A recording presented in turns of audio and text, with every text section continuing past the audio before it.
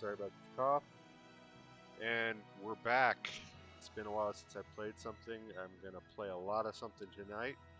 Brand new game that I got. It's called The Executive Movie Industry Tycoon, where you take on the role of being the executive movie industry tycoon. And that's what I'm going to do. I'm going to start a brand new game. I don't have one to load here. Let me make sure this is recording. It looks like it is.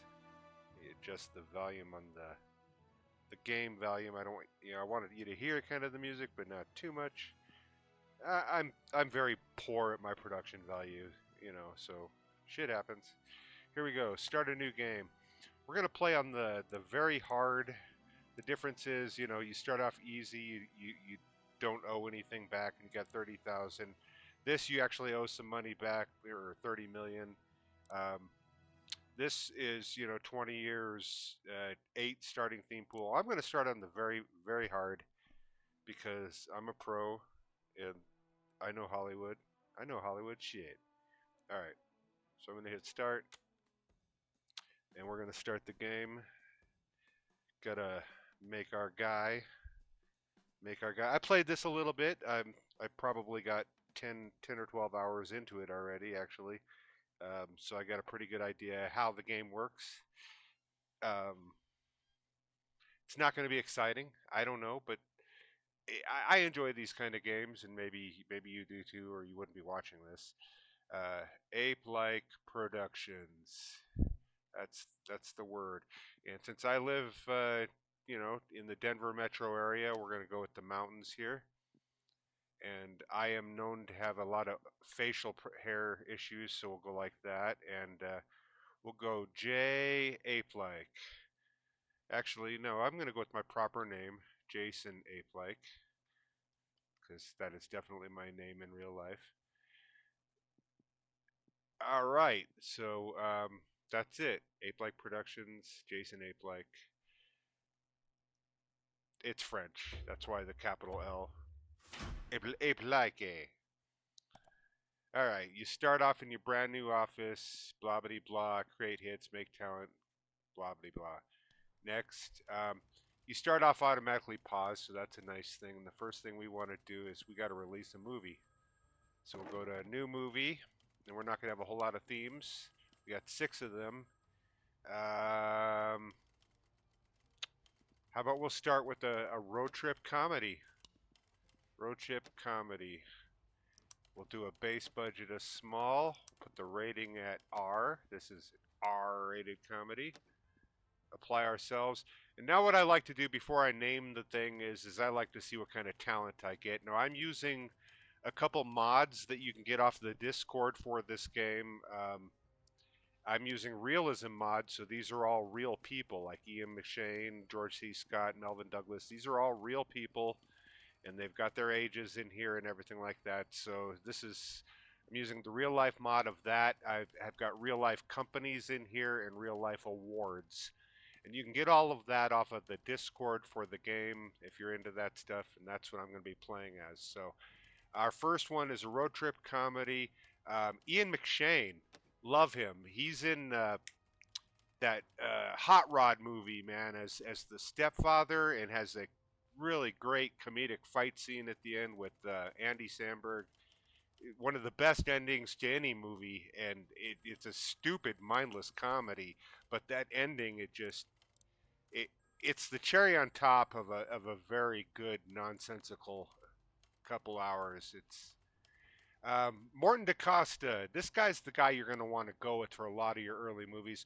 What I do is I search by script, and then I try to find somebody with a green script approval and a green critics approval that I can get for cheap. And I can get Morton DaCosta. He's your go-to guy on these early first couple films. So we got high critic rating, Ian McShane, road trip comedy. So what will we call this? Ian McShane is Irish, I think. So maybe, I don't know. Miles to Go. I don't know. That sounds like a Road trip comedy, but it no, it doesn't. Road trip is the best name for a road trip comedy. But if I type it in road trip, this is actually going to pull up real world movies, and in the year 2000 or whatever, that movie's actually going to be made, and I don't want there to be any confusion. So I'm going to make up my own names for movies. Um, a Road Too Far. There we go. That's the first one. The comedy from Jason Ape-like Productions. So you hit start. You want to hit your space bar to get the play going, and then there's really nothing you can do. Nothing you can do. Now, I'm probably going to be recording this and playing this for a few hours, and in it, there's going to be controversial topics being discussed as I name some of these movies rather controversially, because that's the type of humor that I have. And social stuff might be discussed. For a comedy, we want high writing, costume, makeup, nah, not so much. Probably we'll just go right in here. You know, a little bit on the set design, maybe a little bit less on the costume makeup, a little more on the set design. And that looks good. So we'll let that go. Alright, I'm going to light my first cigarette of the game. A Road Too Far, Morton DaCosta. Now, I thought about hooking up my Googles to where I could, like, actually Google these people and discuss them that way, but some of them I'll know, some of them I won't. I don't know the guy, but all these are real people. Special effects, we don't need a lot of those. A little bit more on the sound design. And I've noticed that these bars right here correspond with these down here. Like the top two are right here. These two right here go to the sound design, and storytelling and pacing go to editing. So the higher you got here, the more you can do of these bottom two. The higher you got in your sound design, the more you can do of the middle two. The higher you got in special effects, the more you can do of these. Now, we can't do any of them. I'm just discussing that ahead of time before we even get there. So we'll just go with that. I don't know how these ratings are going to be. I'm not too good at comedy. I got drama down, though. Drama's my go-to award getter. I figured out the bars for that one, and there are calculators online that'll make all that shorthand for you, and there are mods that will allow you to carry over your stats between games, but I'm not doing any of that. Starting fresh. I don't have any employees, so I can't apply a sales team. So we'll just go with what we got here. A Road Too Far. Let's see. I wonder where that was filmed. Probably in southern Colorado. Like he had to get from Amarillo, Texas to Lyman, Colorado in time to stop a baker from selling a cake to a gay couple. I don't know. This is probably the one I want to go with because it's got the more stars. It's got the earlier release, which means I'll be seeing my money sooner. It's got the lower percentage. The Halloween release wouldn't be bad, but it ain't going to make a difference. I'm going to go with Metro Goldwyn Mayer. And again, I got the real companies in here. And I think I can do another movie already right now. I can. So that's what I want to do. Keep an eye on my cash. Werewolf Horror? Werewolf Horror, I think, is the one to do next. Werewolf Horror. We'll do a small budget or rating of R. Now we'll pick our people to decide what type of name we'll have. George Hamilton. Absolutely. The guy from the classic Saturday the 14th movie. He's the spray tan guy. I don't know. I don't know a time that the critics ever really thought 88% of him, but hey, he's ranked high in here, and more power to him. Saturday the 14th. That was a classic. Morton DaCosta. He's only got a 45% like of the script. Probably going to go with Mel Stewart. This is not great. I'd like to see better, but it's a horror. Who wants to do horror? Mel wants to do horror. All right. George Hamilton, horror werewolf. How about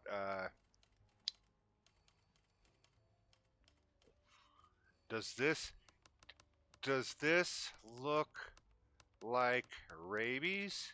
Question mark.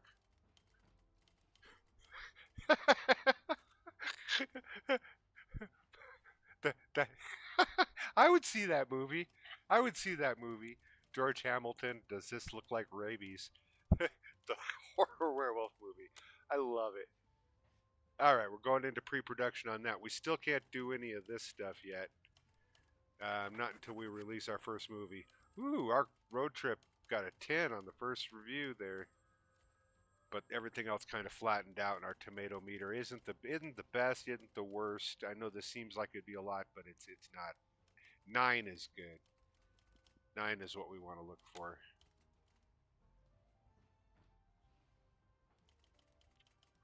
Does this look like rabies? Doctor, can I take a pill for this? The horror movie does not need a whole lot of writing. There's not a lot of thought involved. Definitely needs the costumes. We'll go with some set design. There's not a lot of not a lot of thought involved, but we got some cool atmosphere and some cool effects. So, yeah. This is 1970, so this is even before like an American Werewolf in London. Uh, I think that was the first one. American Werewolf in London was the first one, not Paris. Paris, that was the second one. They made as like a remake years later. But man, back then they had some cool like stop motion effects that they did, to make like the guy turn into the wolf and everything. I don't know. It was a cool time being a kid watching a movie in the like 1981, 1982. VHS was hitting. Special effects, we need a lot of those. Yes, please. Sound design, we'll take some of that, and again, the editing that can come on down, come on down. I think that's the way we go. Who cares about editing? We want people to be jump scared by a bunch of sound, thrown at their face, and then some cool effects.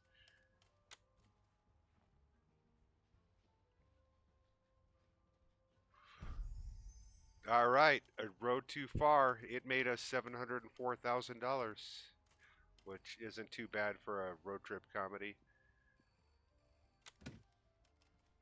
But we got bigger fish to fry. All right, now we can finally do analytics. We can do other things like pay off our loan, which we want to do as soon as we can. Right now it's 18 million. We can't do that because that's costing us $200,000 a month that I don't want to pay. So that's my first goal here is to pay off that loan. I still don't have a sales department, so can't do anything there. Just release the movie. Now I'm waiting for this post production to be done because see, you can see right here this little, screen right there that shows that. Uh-oh. The Boys in the Band, The Ballad of Cable Hogue, Patton, and On a Clear Day You Can See Forever. These were all real movies. And I believe those are the real casts and actors. No? Well, yes, yes, it is. All right, cool. Good job on making them mod.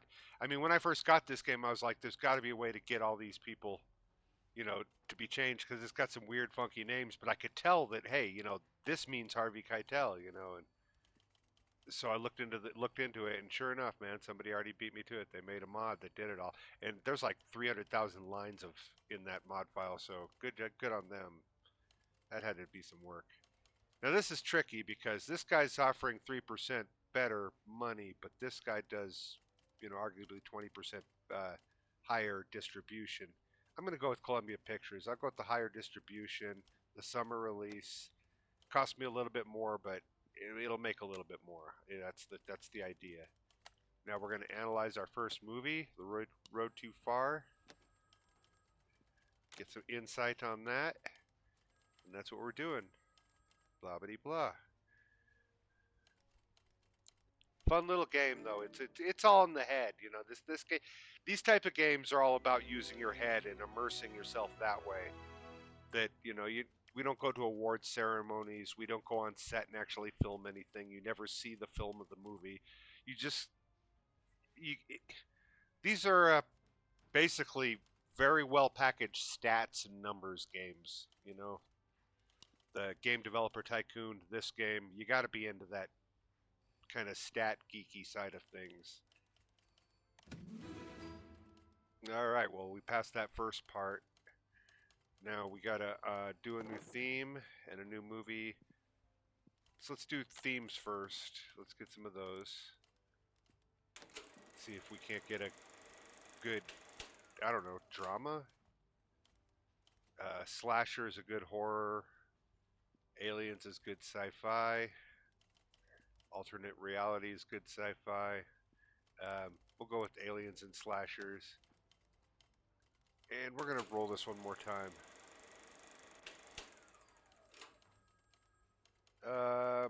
These all suck. We'll go with prison and police. Police and FBI. I feel like that's the same thing. And we'll make our next movie. Let's see. We just did the horror movie. So we need to do a good drama and get on the map with the awards. So let's do a prison drama, the Shawshank Redemption. Give it a rating of R. Pick our guy. All right, let's find out who's in the lead role here. Timothy Dalton at a young age. Get Mr. James Bond himself before he's James Bond. Cliff Robertson. John Millis. Is that Milius? That's not Milius. There's a U in Milius. Romy Schneider. Ooh, she was a catch. Yeah, I think I'm gonna go with her. She's cheap, and she's just if you're a man like me and is 50 years old, and you've got Google and you know who Romy Schneider is. Well, actually, you've been around, you've seen the movies. Yeah, you take her, absolutely. And you hope that she talks to you on the set. Morton DaCosta, we'll take him. So this should be a well. So this is a woman in prison flick.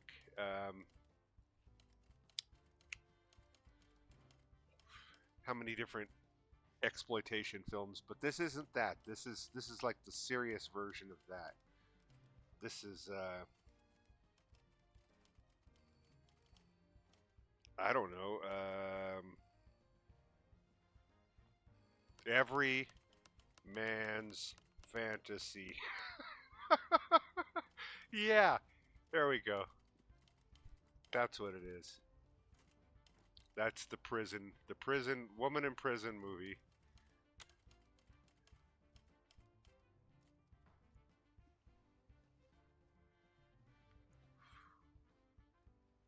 Anyway, we'll just let that one hang out there for a little while. All right. They don't like our horror movie. They gave us a 6. Fucking diversity. We didn't have enough DEI in that film. Fucking don't get me started. I will eventually get really political in all this and start ranting about social issues. This is going to be a long one. I'm going to smoke a lot of pot and I'm going to be covering a lot of topics. So yeah, it's bound to happen. Writing for a drama. Drama writing is easy. You just go up to 50. You go down to 20. Those are the bars for the start. And now we can actually get some. We have 53 points. Let's do something in here. In the prison.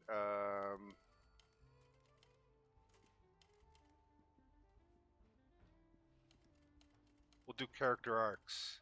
That'll be a good one. Boom. All of our research points. It's going to cost us some money, extra money making this film, but it'll be worth it, man. This is going to be an award winner.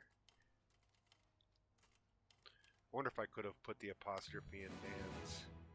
It's too late now. Oh, we're selected. A Road Too Far, a comedy with Ian McShane, has been selected to the Venice Film Festival. Isn't that wonderful? It's competing against Clute and Multiple Maniacs and Little Big Men, Dustin Hoffman, Jane Fonda, Faye Dunaway, Donald Sutherland, and we got good old Ian McShane in the mix. I love it. All right, yeah, the horror film is making money now. It's in the green. That means it's got half its theatrical run to make us back some of its cash. That's always good. Special effects are not going to be needed. Editing will be needed all the way, and then we'll just round it out with that. And that should be the bars for our drama. It's going to cost 2.5 million, 2.05 when it's all said and done. Expensive little film. Little Big Man won the Venice Film Festival. Way to go, Arthur Penn. Let's look at our financing here real quick. 17.3, 17.6. We can kind of pay it back now, but I don't want to do that yet. Just a little bit longer.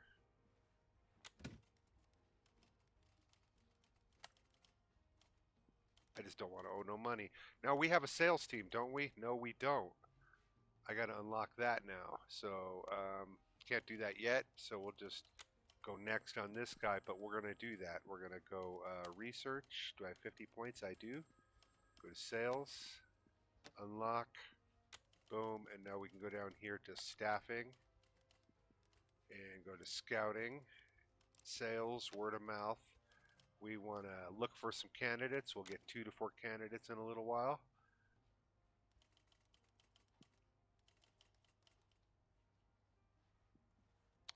When the post-production's done on this, we can finally do the analytics for it. Is this little sliver of audience worth 4% in take? And this will come out sooner. I'm gonna go with the smaller release, the AIP. I want the money. Actually, I want the bigger. I want the money. I want the money. Let's see who we got here. Lance and Lawrence. I like the creative types. I think I have a tendency to go with the creative types. These personalities matter because you get conflicts in your office, and you don't want that. So we're gonna go with all creative types as best we can. Hire this guy. And now we can go into our staff management and go to him, and we want to train him with self-learning on the highest on the weakest stat. That means he's going to start training on this network until it's better than the lowest stat. Then negotiating will start training, and he'll just keep training all the way up. By doing self-training like that, it's not costing me any extra money, but he'll slowly get better. So we'll do that. And I think we can release another movie now. Wait, I got to do analytics first on does this look like rabies? That's important. Generate some insight.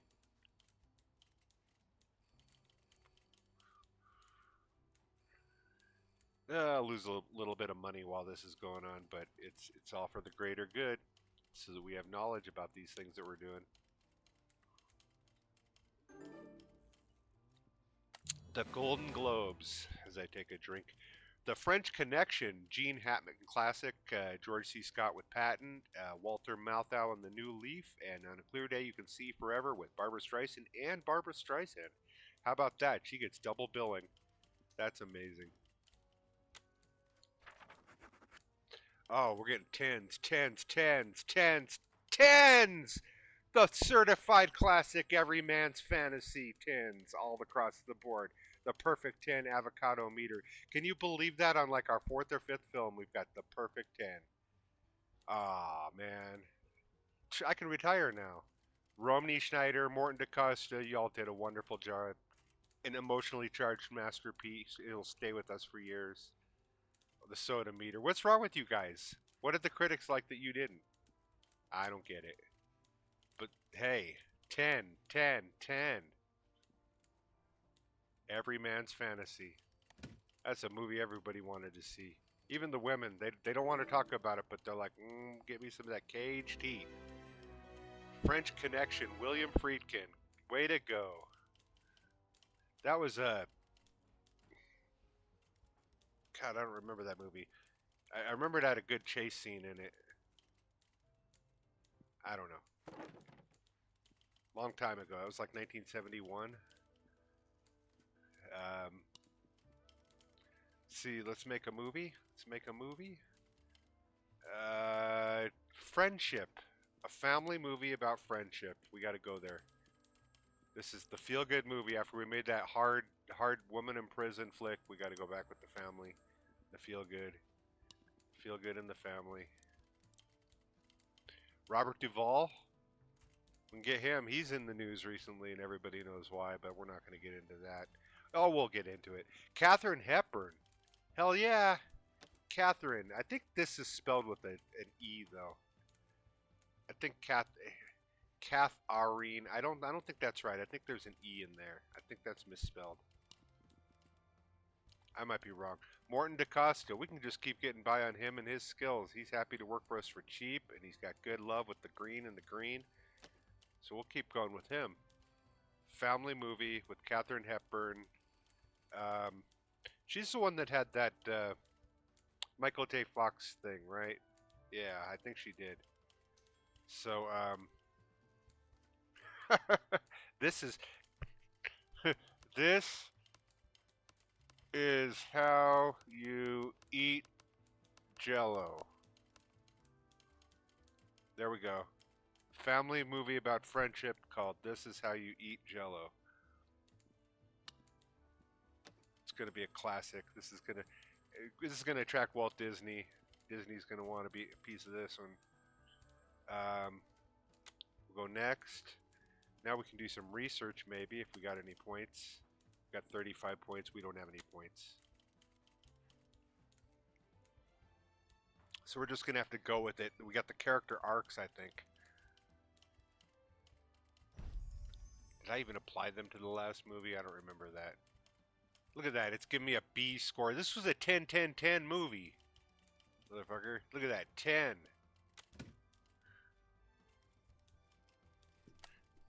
This is how you eat Jello. All right, family film. It's going to need some writing. It's going to add not a lot of costume makeup. You know, there's not a lot of that going on in these movies. And a little bit of the set design, I think. Probably like that. We'll give it some script, some character arcs, and we'll call it a day. And maybe we can do something now with the other post-production. Let's, ooh, you know what? Let's get some slow motion scenes for the big emotional payoff. We'll get that. Then we'll unlock some themes for future movies. Let's do that while we're in here. Wild West, we want some of that. And Infidelity is a great drama. It really is. And we'll just do one more. What the hell? Then we don't have to do this again for a while. Zombies, gotta have zombies. And chase scene, chase movie. Yeah, action, you know, like The Rock getting chased in a car. What was that movie? Speed? No, that was Nicolas Cage, wasn't it? One of them was like Faster. Faster was the Rock movie, and Speed was the Nicolas Cage movie, and they were both equally awful. Um, let's see. We want some. We want a whole lot of editing. A whole lot of editing. We don't need any special effects really, and a little bit of sound music, and we'll call it good. We'll get the pacing going with the slow motion. Get the tears wrenched up at the right moment. This is going to be the family feel-good movie on how you eat Jello.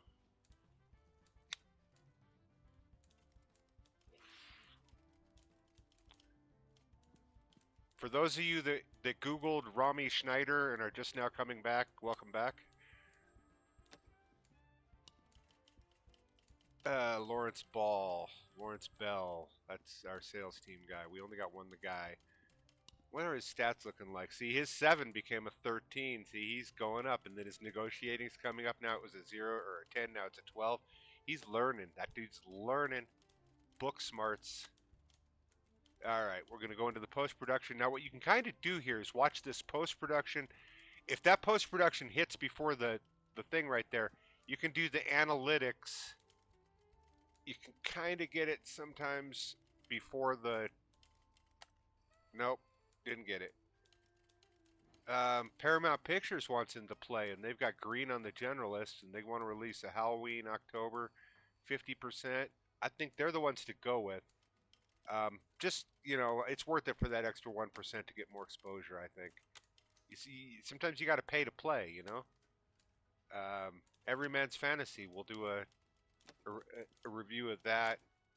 Don't watch over here. Don't look at any of this right here. Because I'm sitting at the computer watching a woman in jail's film. This is how you eat Jello.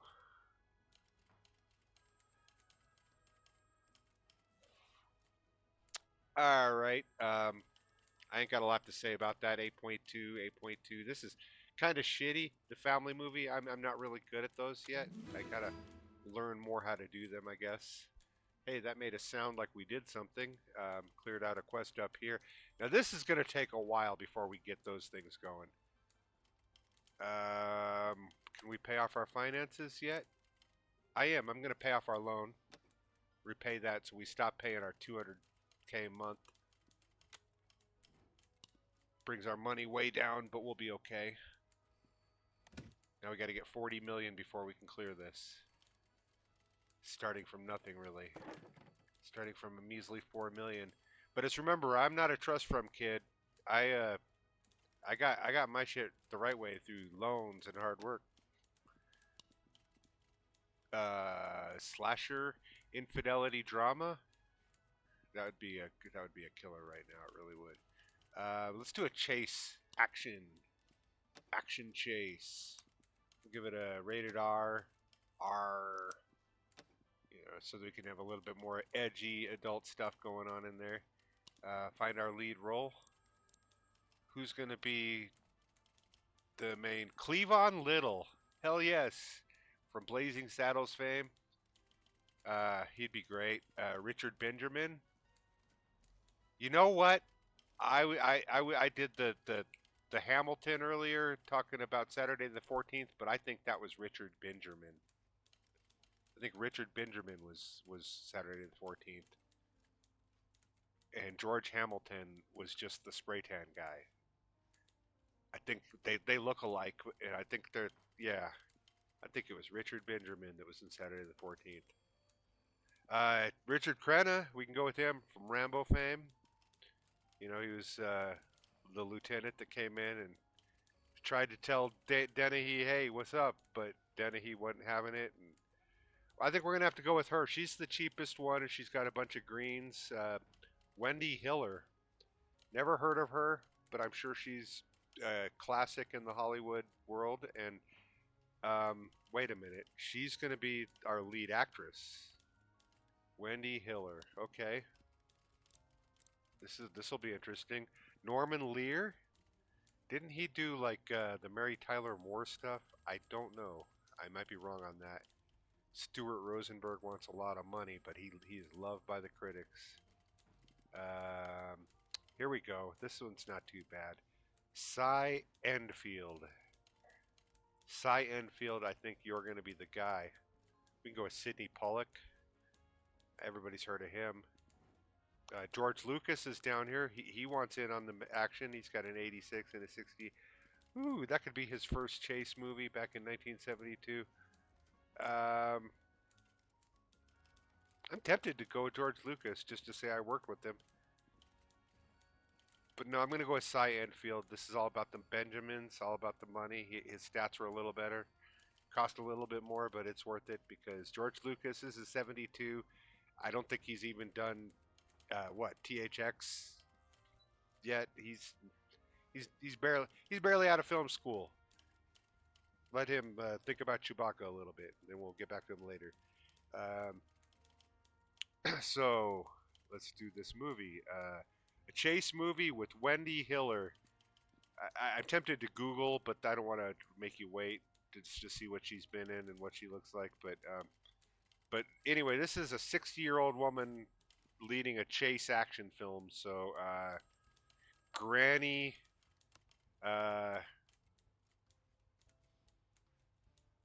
Granny drives. Granny drives. Granny drives. How about old people driving cars? Better than you think. Oh, that doesn't fit. Old people driving cars. we'll just we'll just do we'll just okay. Oh, driving cars okay. Old people driving cars okay. Because it's like, you go into this with preconceived notions that old people can't drive, and then Wendy Hiller's going to prove everybody wrong by pulling off some crazy chase scene. Yeah, that's it. Let's go to research, see if we can do anything. We only got 34 points. We can't, so we'll just let it go. We're not going to do a whole lot to the movies for a while until we get more of those points, which we will get as we make more movies.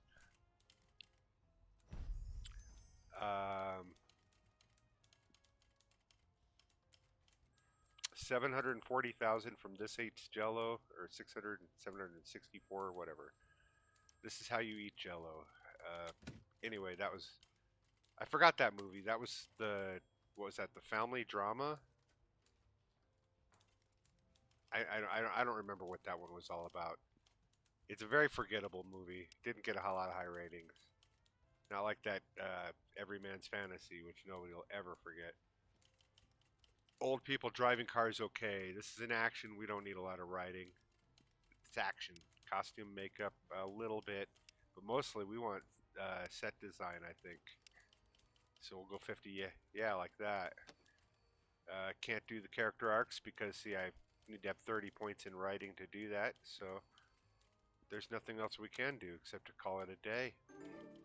And look at the Academy Awards. Da, da, da, da. Yeah, Willy Wonka was never up for an Academy Award, I don't think. The Last Picture Show did win one. The Godfather won. I don't think these were in the same year, though, were they? I don't know. Seems suspect. But these are classics, all of them, except for this one. I don't remember A New Leaf. Walter Matthau. I just remember him from Grumpier Old Men and Bad News Bears.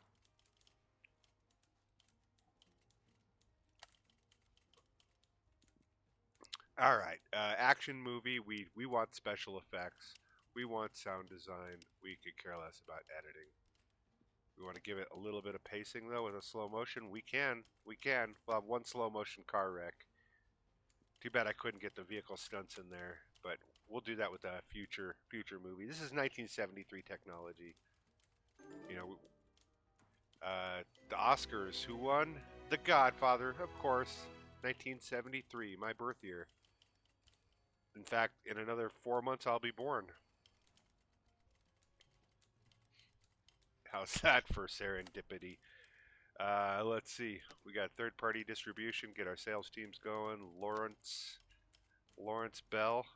How is his stats looking right now? Ooh, 17, 17, 16. He's coming right up. See, he's almost in the target range right here. 2020, and he'll be pulling in the good offers. The can selection. Do we have anything? Nope. Superfly. That was classic. The French Connection. This one's back again. Didn't it already win some things? A New Leaf. Here we go again. And this is Godfather, and that's not even out here. Godfather. What? It doesn't exist, and only for that one award. I think I gotta wait for the... Yeah, see, the post-production's going faster, so if you hover over analytics, watch this. Oh, wait. See, you can... Oh, nope, I didn't do it fast enough. Maybe on a future film. Let's see, we're getting some better offers. We got there's 3-star picture from Paramount. They're a generalist, and they want to release in September. This has got half the release, but it'll get me 8% more. I'm going to keep going with the bigger releases. I know it's, I'm giving up a larger chunk of the change, but I get a larger audience, and I think that has to offset each other. Let's see what they said at the cans. A New Leaf. Way to go, Ellen May. All right, time to do some analytics on This Is How You Eat Jello. which was a family film, if I remember correctly. I don't remember. We'll find out when I get the insights. I should smoke some pot. That's what I should do.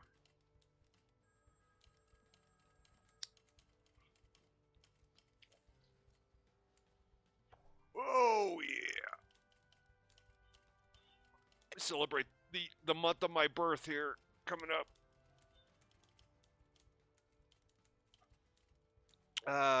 Family, I got it spot on with the music score. Look at that. That's where you want it. 45. I made some money on that. That wasn't bad. Every Man's Fantasy is up for the Venice Film Festivals. This is finally getting some love. Anyway, I think we can start another movie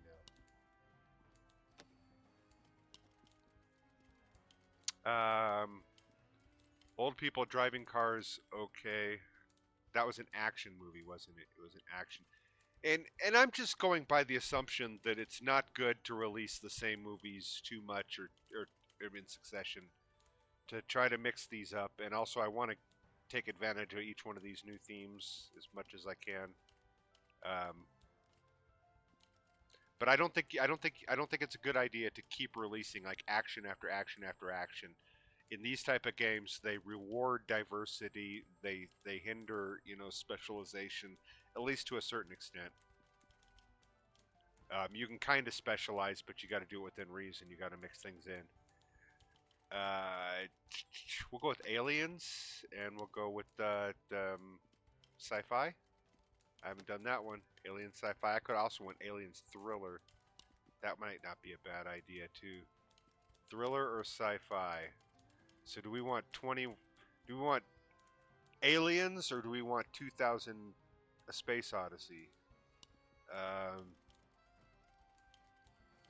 gonna go with the sci-fi because that's a rarer one to go with. We'll give it an R. No, we'll give it a PG-13. It's got some chest bursting, but there's no boobs.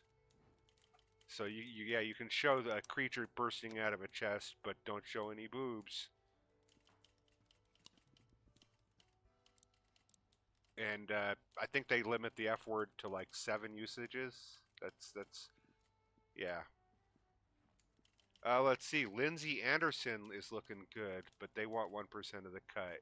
And we're getting to the point now where our salesperson is gonna get better, so we're gonna attract better and better talent. So these numbers are gonna start filling up with people that want a little bit of the a chunk of the chain, and I don't totally mind giving it to them, depending on the name and the stats and all that. So like Lindsay Anderson is probably the one I'm gonna go with. She doesn't like the script all that much, but 77%. That's 3/4 of the way there. That's pretty good. That's enthusiasm. That's not like doing cartwheels, but you like it. And 93% on the. We're going for a high rating with the critics, and they've got some decent love on the people, with the international stuff. Except I'm not distributing internationally yet. So we'll go with the actor or actress. It could be an actress. Get us our Sigourney Weaver. Erica Gavin is looking really good. She wants 2% of the cut, but she's got some great stats right here. Erica Gavin, she gonna be the Sigourney Weaver before Sigourney Weaver, the 1973 Sigourney Weaver. Let's call this Chicken Space. Can women do that? I'm sorry, but I'm just trying to think of all the things that the media capitalized around Sigourney Weaver and how manly she was. I mean, she's even on some lists as like, she beat out Jean-Claude Van Damme as like the top action men of all times. On a list. It's just funny. I don't know. But this is a sci-fi. This is more of a thinking man flick. This is not alien. This is not aliens. This is 20. She's taken on Roy Schneider's role from 2020. So she's going to talk to HAL 2000, in space with alien. Oh, but it's aliens. It's not just space. It's aliens. So she's Jodie Foster, like Contact. Before Contact.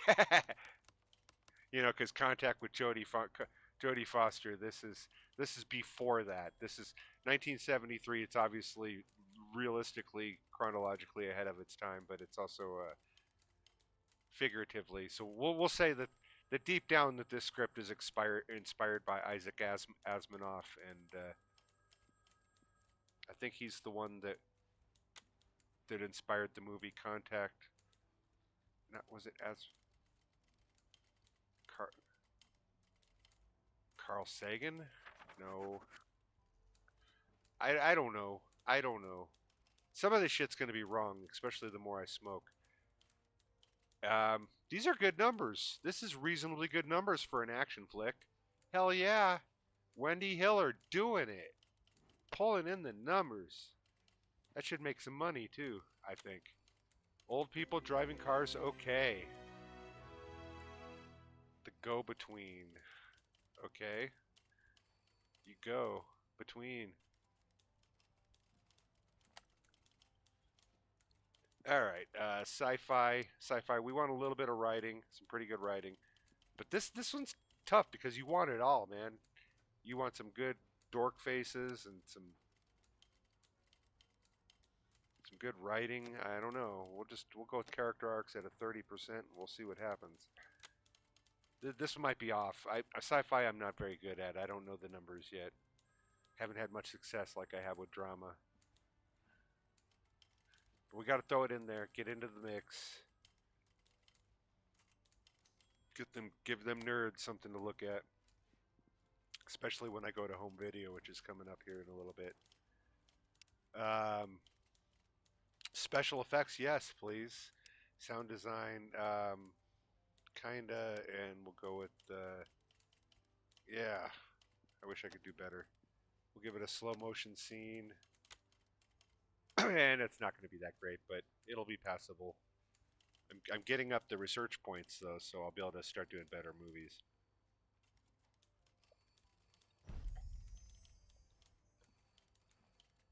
All right, that made $1,000,007. That was a good run. Wendy Hiller and the old people driving cars.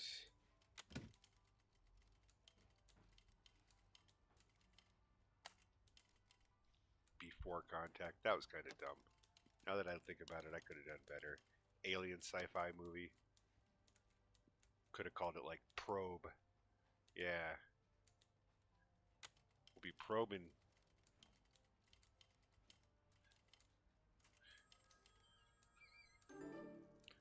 All right, the Golden Globes. Let's see what's up with them. Don't Look Now. Sleeper. This was great. They got a house up above Denver there in the mountains. It was for this film. The dome or flying saucer house. The Godfather is back again. Nobody stands a chance. Not Warren Oates, not Ben Johnson and Dillinger. Nope. Uh, Julie Christie. Hey, Julie Christie and Donald Sutherland.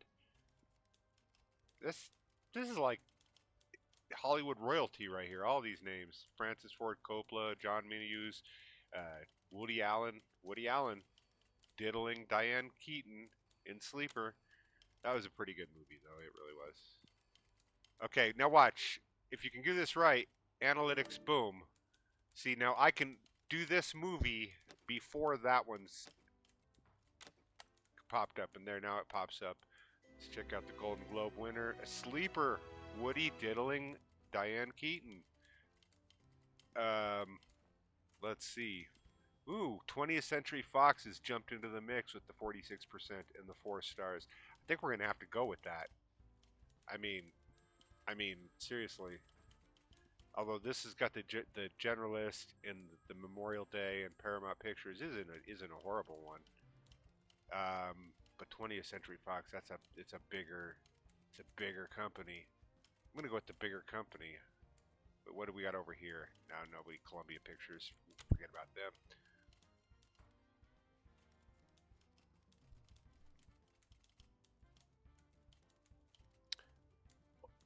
Old people driving cars. Okay, we'll do the analytics on that, and should probably maybe find some new themes.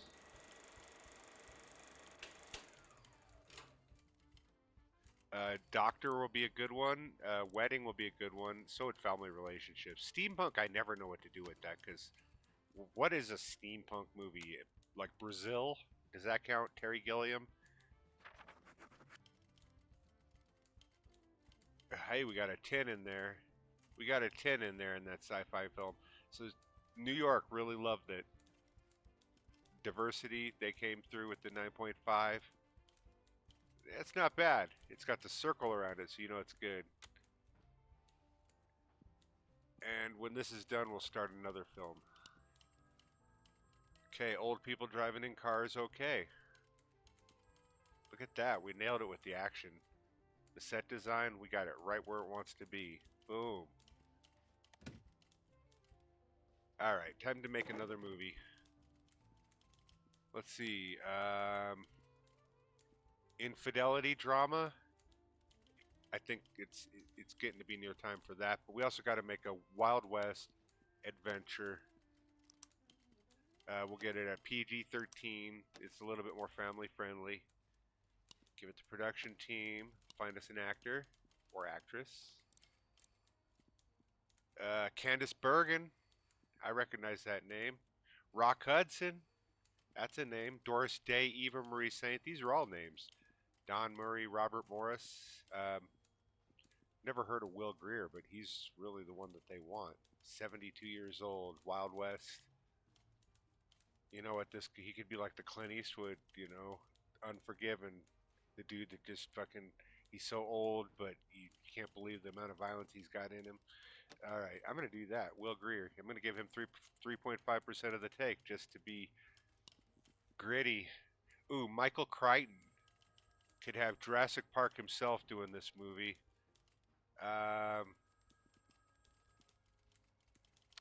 George Sidney. I don't recognize any of these names. Richard Brooks, John Sturgis. I've heard of that, I think.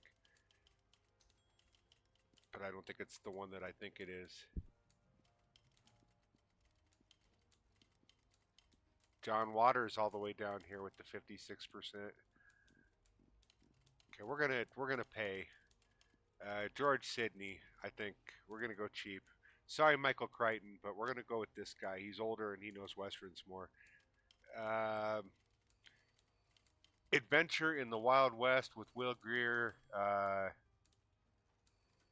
There's the Unforgiven, but before that there was the Forgiven.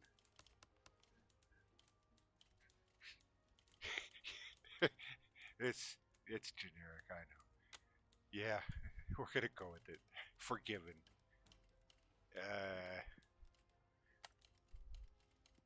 And we're gonna give it some stuff here.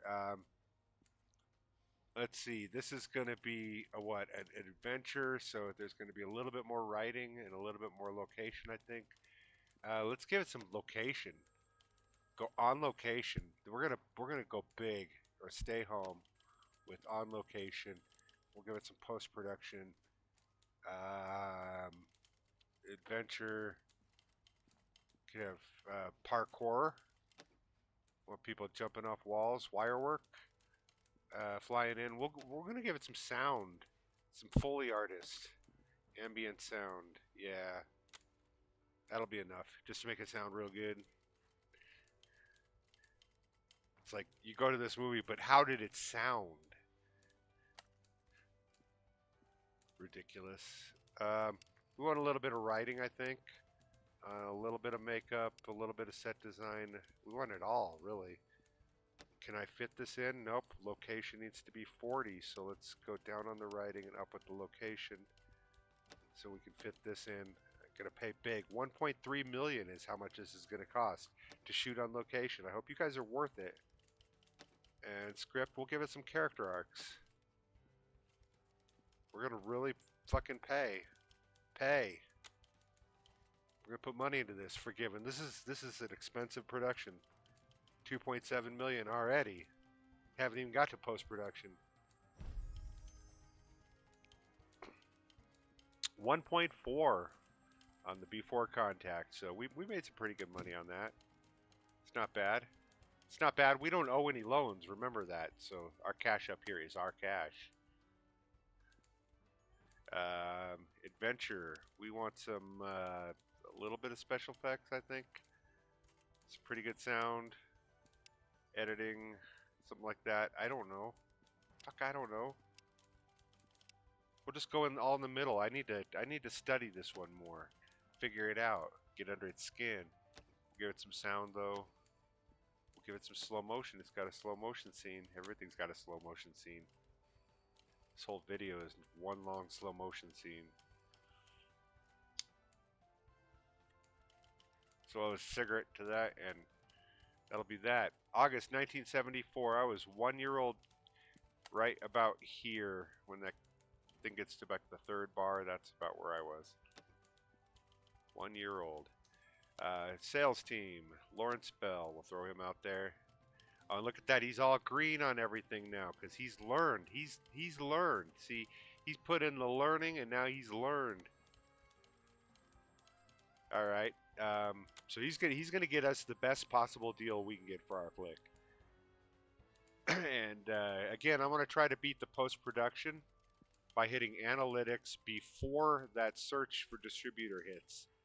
And there's a little gap. If you can do it right, boom, like that. Now I can analyze this before that. It doesn't mean nothing, but it doesn't change time on anything or anything. 20th Century Fox looks like the one again, I think. But these guys take advantage of like the award season and the distributor, and I'm gonna bite the bullet on the 20. I'm gonna collect the money. Yeah, I'm gonna do it. I'm gonna do it. And we'll see what happens. See if this ends up a real good money maker, because I need to make back some of this 4.1 million. This is an expensive film. I shot on location, for God's sakes.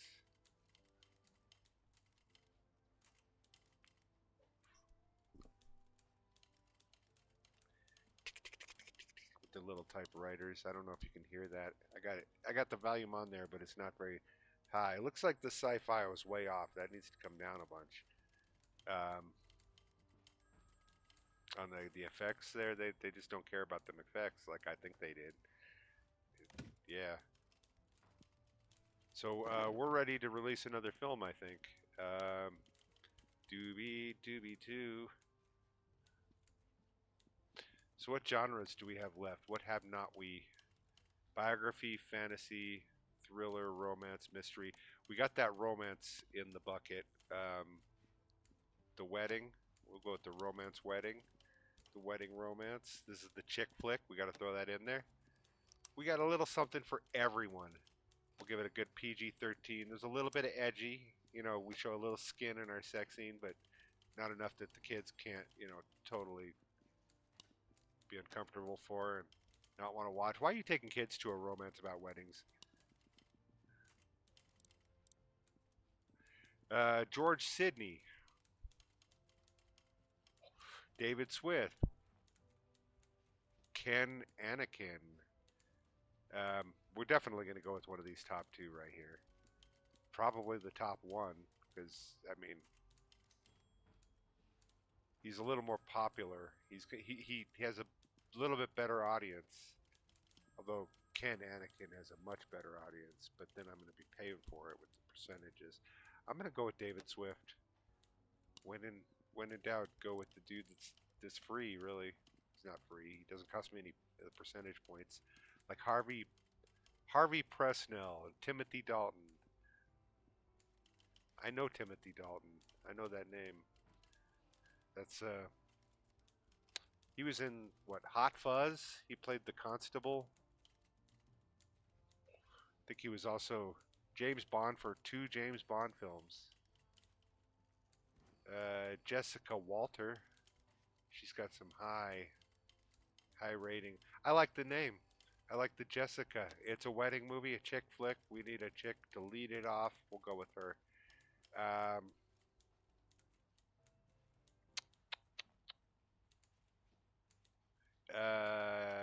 Doobie doobie doo. Wedding bliss. Eternal Bliss.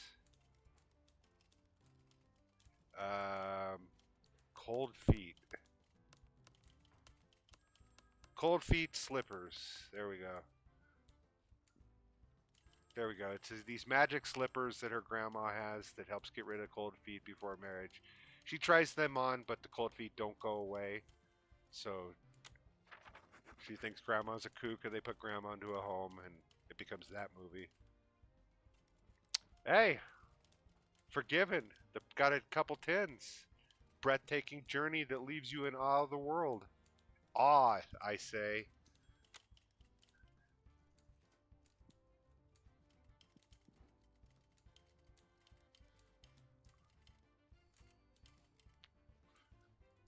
What should I be doing right now?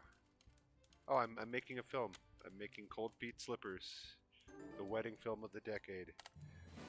The Academy Awards in 1975. We got The Godfather Part 2. That's, of course, going to win it. Chinatown, the incestuous corruption flick. The Gravity of Duddy Kravitz. Wait, I read all that wrong. The Apprenticeship of Duddy Kravitz. I don't remember that movie. And The Conversation is back again in 1974. Wait a minute, that was 73 flick, I thought. I don't know. I don't know.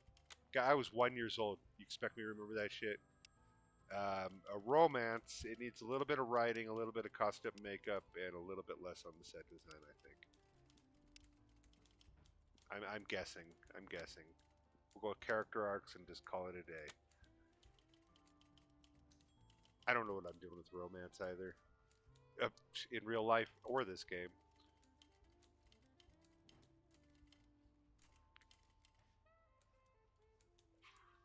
Do do do do do. Little jazz music. This is the first time I play in the music because I usually play like a movie in the background, you know, and I'm playing on my own. We don't need special effects in a romance at all, I don't think. We do need lots of sound and we do need lots of editing. So we'll go with both of those. We'll give it the Foley artist and the slow motion. That's at the end when they finally realize they love each other.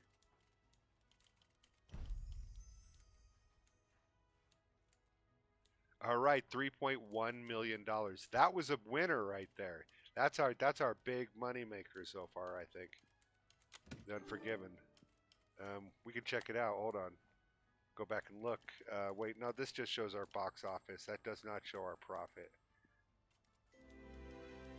The Godfather, it had to be part 2, which was arguably a better movie than 1. It in my opinion, it was a freaking good sequel, man. It really was. It might have been better than the first. What can we do now? Analytics? Is that the thing? Is that what we're supposed to be doing? No. Oh, we're filming. I can't do anything because we're filming. And the cans, 75 cans. Chinatown, Badlands, Godfather 2, and High Plains Drifter. Ooh, High Plains Drifter, that was a good Clint Eastwood flick. Chinatown was a good movie. Badlands, I think that was the reporter movie with, yeah, Martin Sheen. I don't know. I might be wrong on that one. Badlands, I might be wrong on.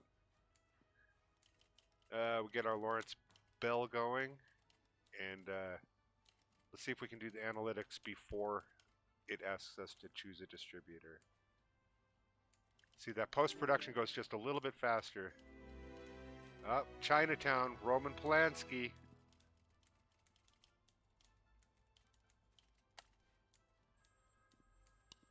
That guy's got a complicated history. Roman Polanski does. Yeah. You probably already know all about him, but well, for one, he was married to Sharon Tate, who was one of the people killed by the Charles Manson followers and all that helter skelter bullshit. Los Angeles, 1969. Roman Polanski was also got in trouble in the 70s for photographing teenage girls, and that got him into a lot of trouble, to where he is now excommunicado in the United States and has to make all his films abroad. And yeah, So he's a complicated history. No, there's nothing complicated about it. I mean, he did he if these are the ethical standards to which we hold society, he crossed them. It's that simple. If we're going to say that, a certain amount of artistic creativity will let you transcend those lines, then that's a whole different conversation. But I don't think anybody's ever had that, so I don't want to cast judgment or anything like that. But by societal standards, it reads like he might have crossed some lines. 20th Century Fox, and they might not be a totally severe lines, as far as like I don't know.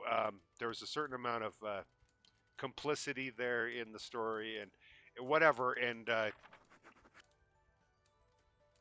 fact is he has not atoned for it or or paid for it in any way, and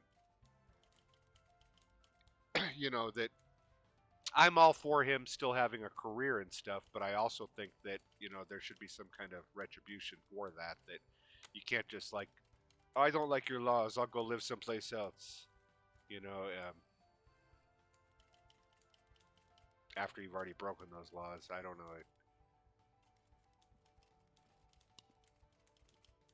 3 million from The Forgiven, Wild West, love it. Got a lot of things right on that one. The Forgiven, and I got two selected for the Venice. Conversation in Monty Python Holy Grail. If I lose to the Monty Python Holy Grail, then all is right in the universe. But I still wouldn't mind winning. If I beat the Holy Grail, that just shows how awesome my Unforgiven is. And notice I think that it's going to be Unforgiven, not the driving in car movies, because that was an action movie. How the hell is that even in awards conversations?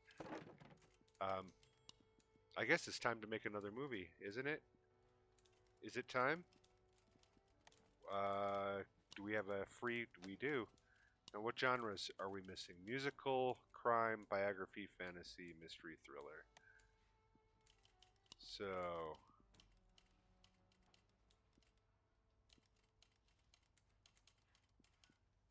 slasher thriller or slasher? Save that for horror.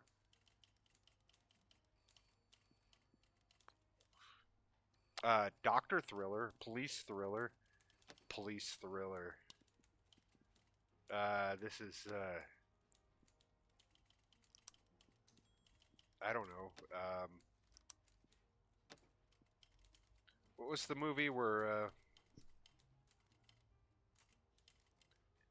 think it was Al Pacino starts off as an undercover informant in the back of a car?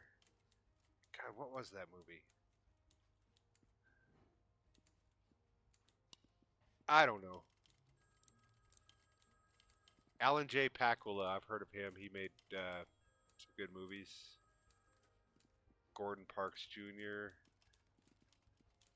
I like getting the high critical score. I mean, I'm a critic snob. I think I am. I think we're going to go with Gordon Parks. He doesn't like the script all that much, but critics love him, and his price is not bad compared to these guys. Like 7.5, that's a lot.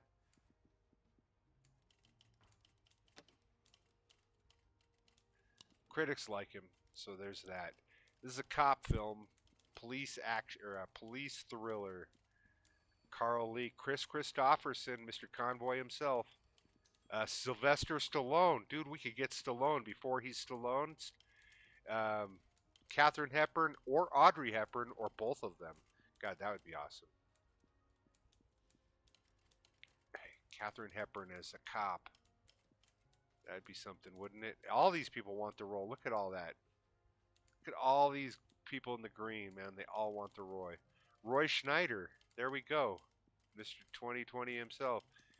I think I'm going to go with. I think I'm going to pay an actor, man. I think I'm going to pay an actor. Uh, Audrey Hepburn. We're going to go with her. She's the other Hepburn. There were two Hepburns, Katharine Hepburn and Audrey Hepburn. I don't know if they were related. Um, I don't know. It's a little before my time, but I recognize the name. And police thriller with a chick in 1975. That's cutting edge, man. Um, So we'll call this Lady Cop. That's fucking original. It gets the point right across. Lady Cop.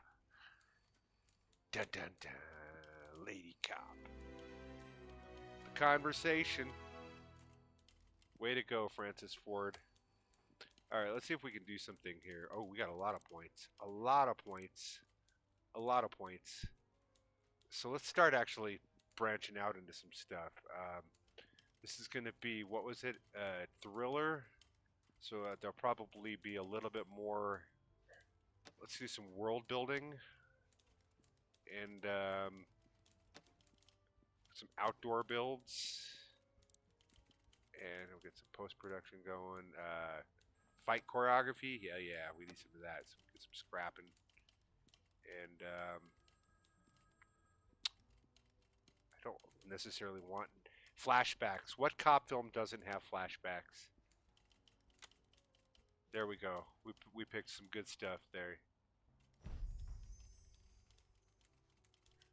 Ooh, 2.2, A Cold Feet Slippers. The romance wedding movie with Jessica Walter. That did pretty good.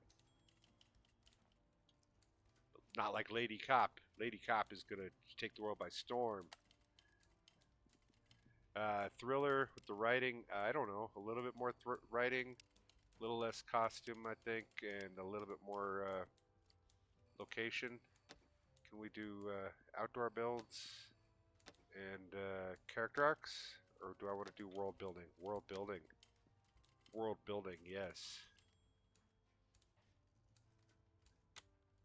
Sweet. Can only do 2 because it's a small budget and I'm a small-time producer. But I assume later on, I've never gotten to it, I get more producers and I can do bigger films. I've only gotten to like just the start of making medium films before I decided, hey, this is a good enough game to make a movie or a video about. So here I am making that video. Special effects, probably a little bit more editing, a little bit more set design. Something like that. What could we do? We had flashbacks. The cop film without flashbacks. We need those. And stunts with some fight choreography. There we go.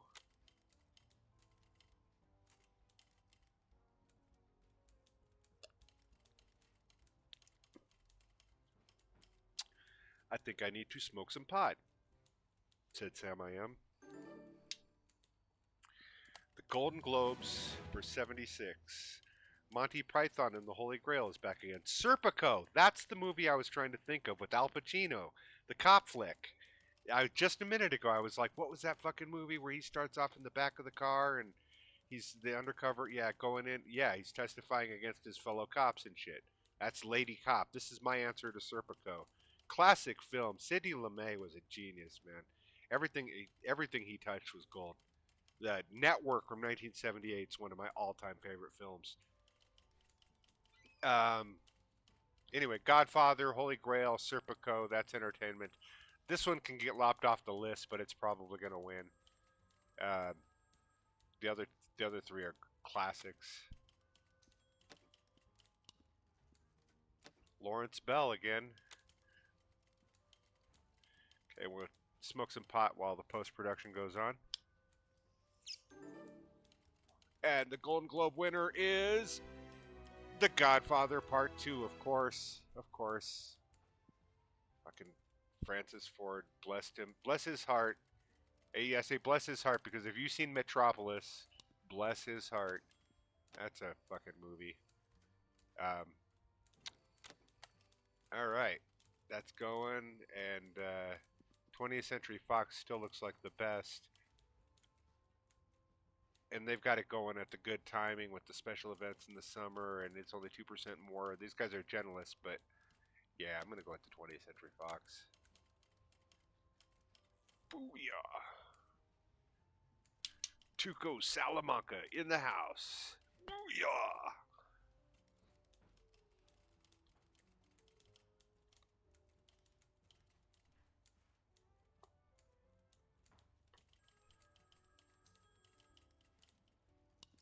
All right, $2.3 million we made from Cold Feet Slippers. Lady Cop is still going in. Actually, can I do a movie now? I think I can. I totally can. Let's put him in the top slot though, just for uniformity. Doobie doobie doo.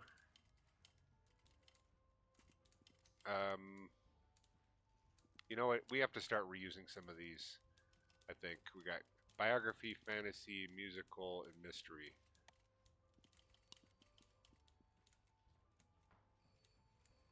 Yeah. High School Musical? I could do that. You know, if that's not a genre, I don't know what is. Give it a PG 13. This is like Grease, you know, or like High School Musical, which is something I never actually watched. But what an on the nose name. We're gonna have to pay Howard Hawks for this. I think 2% he wants of the cut, but look at those stats. It's gonna be worth it. I think. Put out a winner. Yeah. Howard Hawks. I seem to remember him being involved with musicals and shit. So, ooh, Liza Minnelli. She's only 30. We could get her. Critics love her. She doesn't like the script all that much, but she likes it the most. I think we're gonna have to go with Liza Minnelli. She is the all-time drag queen. They love her for her musicals. So we're really gonna pay out the ass for this musical. We're throwing all our money into the talent with 8%, 8.5%, and 190K up front. Yeah, yeah. This is gonna be a costly one. So we'll just say this is stupid musical in a school. There we go. That's how enthusiastic I am about this. And then we hit next, and that's it. What we do for research? We want some music going for this. We'll get some top flight song licensing going, and for production, we'll get atmospheric effects. What the hell? And we'll do some themes because we're gonna need some more of those soon. Small town, time travel, ghost. We'll go with time travel in small town, and we'll unlock a couple more.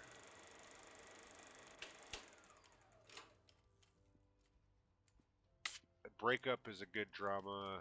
Politics and heists, spy. These are all good. All these, I can see a movie for all of them. We'll go with politics. That'll make a good topic of conversation when it comes up.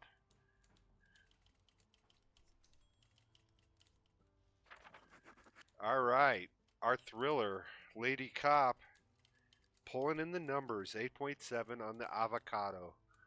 That's not bad. That's not bad. It could have been better, but it left this person breathless and on the edge of their seat, so there's that.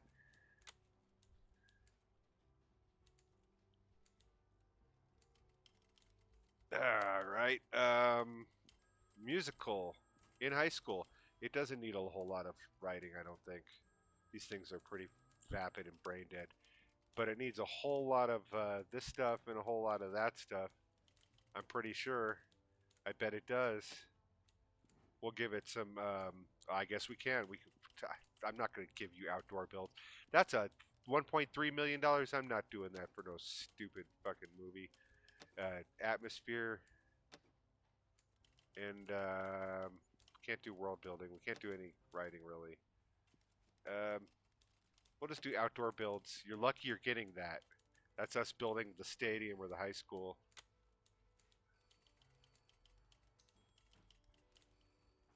All right, pot smoking time.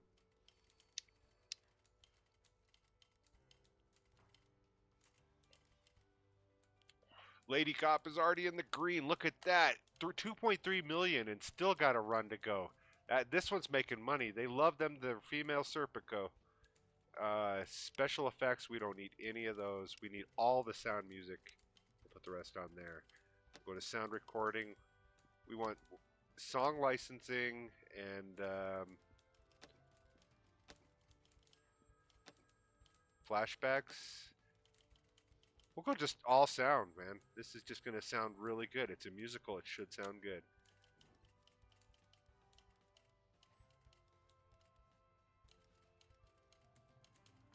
We're starting to make money too. You see, we're up to that's our money. Our 11 million. 2.6 million off the Lady Cop. Love it. That was a big money maker. We should be getting home distribution here real soon. This guy, he's just slowly climbing up the ladder. Look at those numbers. 30, 30, 30. He's fucking Jose Canseco in the 30-30 club.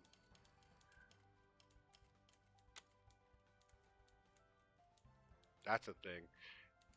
Was it 30-30 or 40-40? I think it was 40-40. 40 home runs, 40 stolen bases. That was the big deal. Didn't get it fast enough. Yep, I didn't get it. Ooh, they like musicals at 20th Century Fox, and they're going to give me 48% with their 4 stars. We're going with that. We'll get some much love with our stupid musical in a school. All right, the dawn of home and entertainment. This is going to change everything. Now we're going to start really raking in the cash. So what you do is you immediately go to research. You click use some home entertainment and unlock that. We have 108 points, just enough.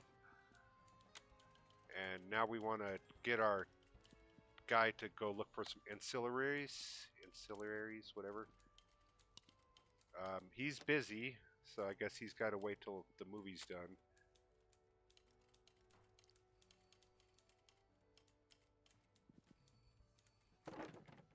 Wonder if he can start a movie. I can start a movie, but he's busy promoting that one. So let's start in the next movie here.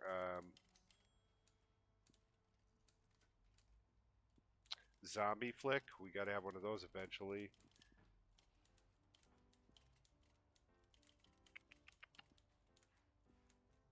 I don't think that what do I have left? Biography, crime, fantasy, and mystery. Biography, crime, fantasy, mystery.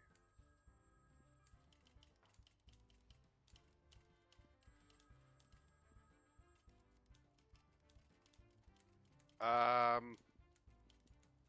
I have any research points? I do not. I think I'm just gonna have to go with the old faithful here. We're gonna go with the drama. We're just gonna remake a drama. Go with infidelity. Pick the R rating. Budget size small. We got the production team already up there. Let's see what kind of lead actor we can get, or actress. Sybil Shepherd. I like her. She's got some good stats. She really wants in on this too. Garth Pillsbury, I've never heard of, but I've heard of Sybil Shepherd. And we'll go director. Lamont Jackson's pretty good. Brian De Palma. He wants 2.5, but man, he's a good director. Get him before he does Scarface. Sybil Shepherd, Brian De Palma, movie about infidelity. We'll call this Cheatin' Whore. If this was a dude, I've got a name for that one too. So don't think I'm a misogynist. You know that I've got a name. If I had gotten like Jack Lemmon or some good male actor, I just went with the best actor that was available. And if I'd gotten a male actor, I had a name for that one too. So I hate both sex equally. You all suck. Everybody listening to my voice right now, you suck. I mean, just for the simple fact that you're anybody that would have me as a friend, I don't want a part of that club. It made me want to dance in my seat. Did the musical.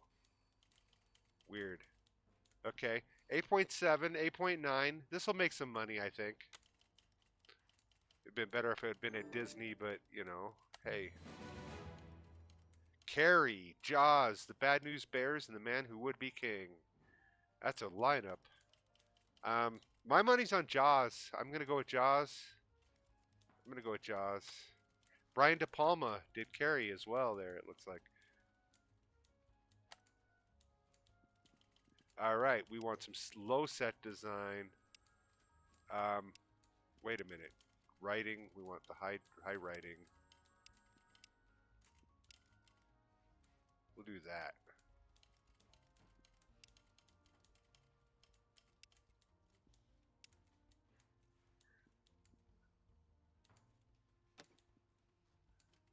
We're going to give it character arcs and world building. We'll give it both the writing stats because this is a drama and it's all about the writing.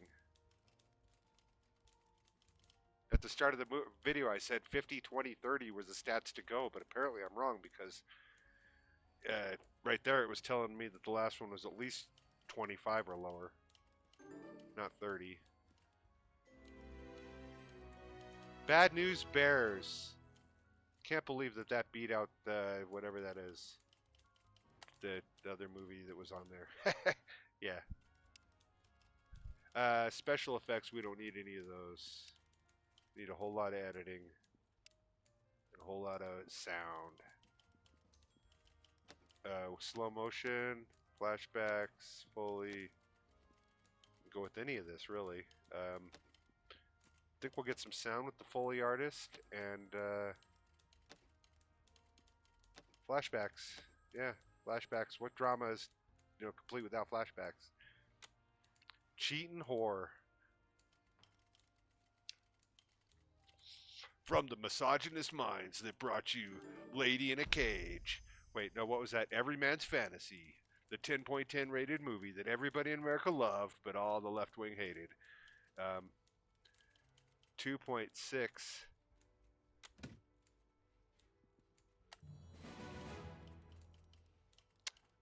Let's see. The cans. The Man Would Be King, Jaws, Bad News Bears. It was Jaws. Bad News Bears beat Jaws.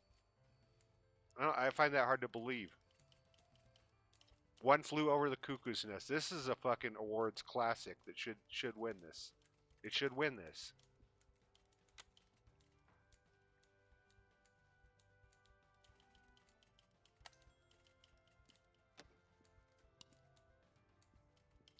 Lawrence Bell.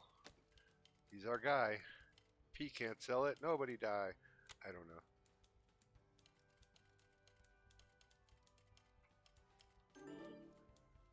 Let's see. The cans. Who won?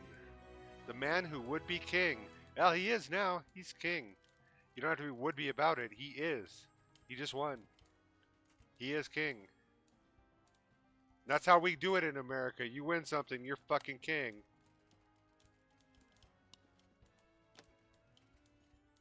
We'll do Lady Cop first. Looks like I got backed up on my movies there. 20th Century Fox would be a good one. Yeah, even though these guys got the summer release, it's worth a half a star. I'm going to do the half. I'm going to do Universal. It's worth it. Just get it out sooner and get the summer release. I think this summer release will make up for that half a star. I think. Lady Cop. Cheating whore. Misogyny at its finest. Nothing like a good old crying fest to remind that you have feelings. Yep, because you needed this movie to remind you of that. 9.3, 9.0. This was a good flick, man. People love Cheating Whore. Who was in that? There's some actress was in that. Oh yeah, Sybil Shepherd. Classic Moonlighting fame. She was in other stuff too, like The Last Picture Show. I think that was her first big film. Lady Cop is nominated for the Venice Film Festival. Look at that. They're gonna beat the Bad News Bears, but lose to the One Flew Over the Cuckoo's Nest. That's the way it should go in this world. Oh, you know what I forgot to do? I forgot to get an ancillary dude. I forgot to get a deal for our thing. Can I do that right now? Do I have a guy available? I do. Nope, he's self-learning, but he's just self-learning. He's just doing his thing, self-learning. So let's get a deal going. And you can analyze the other movie. Ah, yep, One Flew Over the Cuckoo's Nest. I told you that was going to win. Wasn't no lady cop. Um, Analytics. We need to check out these other movies. Like this other movie, stupid musical in a school. We got to figure out how to make musicals. That's what this is how to make musicals. Cheating Horror made 817,000, but respectable, respectable. That's our 817,000. Don't owe no interest on that. 1977. Shouldn't Star Wars be coming out soon? I have a feeling we're in for some Star Wars to start hitting the market, and they're going to take all the awards. All right, who do we got? We got cult classics that they don't like, and they don't like new releases. I think we'd rather go with this one because I release a lot of movies. What is People's Corner and all that shit? I know what special editions are, but what's People's Corners? It's just a type of movie. I don't know. I think we're gonna go with this one though. I don't want my new releases to hurt. And at the moment I don't have any cult classics. Maybe I will down the road. Lawrence Bell wants a raise. We'll give him a raise. I like that about this game is they just tell you when they want to raise. You don't have to keep checking. That I've noticed. Okay, we just did. Wait, didn't we just do? Oh, we just did a drama. We gotta go with a zombie at some point.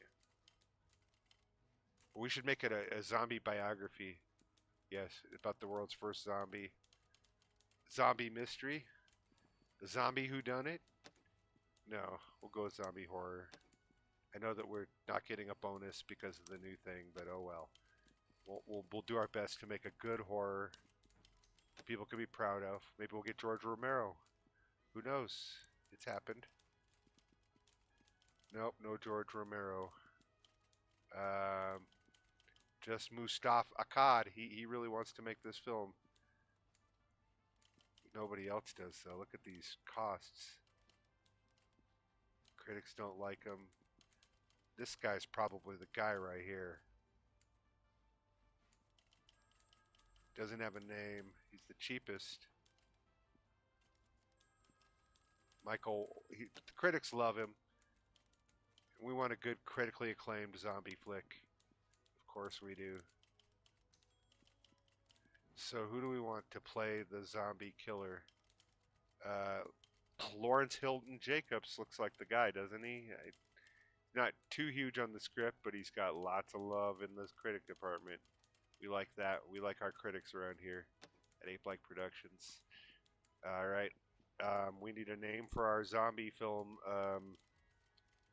horror film in 1977. Zombie.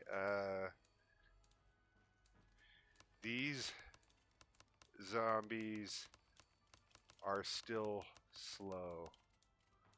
Because this is 1977. This is before the fast zombies. So yeah, these zombies are still slow. That's what's going on with this film. Yeah.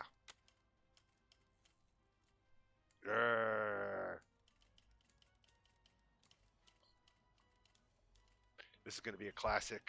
This is going to be a classic. This is before the George Romero stuff. No, actually, I think he made his in '69 or something. So yeah. I don't know. Annie Hall. Here we go. Some more Woody Allen, Diane Keaton. That's another story. Uh, the Man Who Would Be King is back. Close Encounters of the Third Kind for the first time. The Omen. These are all kind of classics. They really are. I only really remember two of them because those are the ones that I'll watch again and again. Costume makeup looks like the Insight wants me to put it all the way at 50%, so we will. Writing can come down a little bit and put the writing at a little bit lower and the set design a little bit higher. Then we'll give it some love with the locations. Outdoor builds, sure. Atmospheric set, sure. This way we can, show the zombies coming up out of the ground really good. Up, The Man Who Would Be King won the Golden Globe, 1978. We got two up for the 1978 Berlin Film Festival. Can you believe this stupid musical is in here against Star Wars? They're fucking critics. They're high. They're smoking pot before they do this. This is 1978. It's not even good pot. Family Plot. That won. Didn't even see it on the list. Don't know where it came from. Left field. That's what that was. Special effects. We need a lot of those, I would think. A lot of the sound design and a little bit less on the editing. Maybe a little less. Something like that. We'll give it some fight choreography, so they chase down the killer zombies, and some Foley artist. There we go. It's not the best zombie film in the movie, but or in the world, but what is? Really, what is?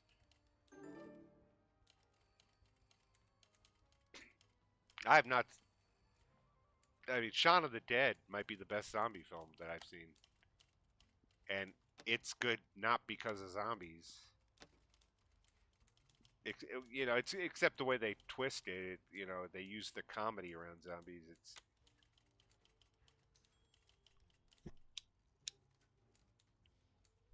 loved the first couple seasons of Walking Dead. I really did.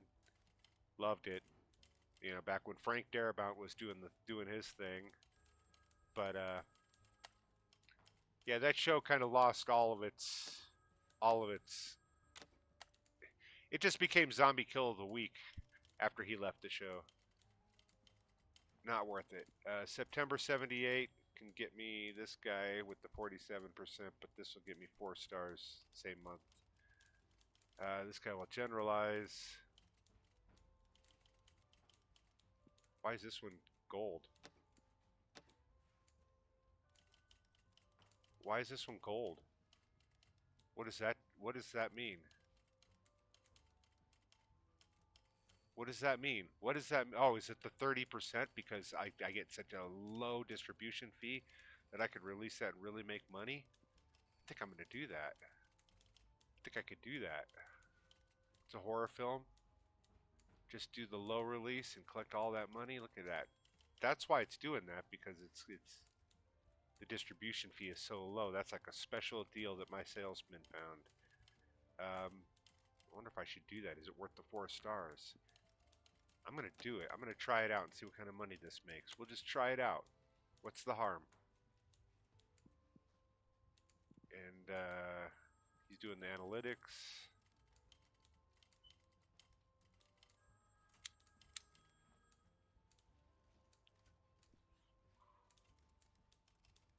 We will see.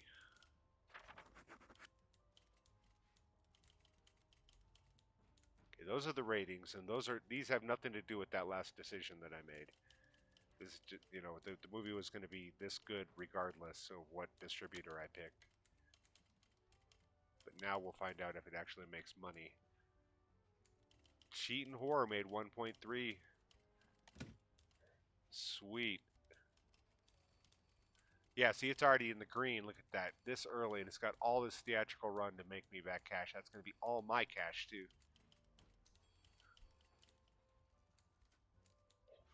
Yeah, you make the money. So let's make another film. Why don't we? It's time to research some new stuff, I think. It's been a while. It's been a while. but I can still remember just the way you taste. Something like that. Give it up to Stained. Coming of Age is a good family flick or a comedy. Terrorism could be thriller, it could be action. Action is definitely for that.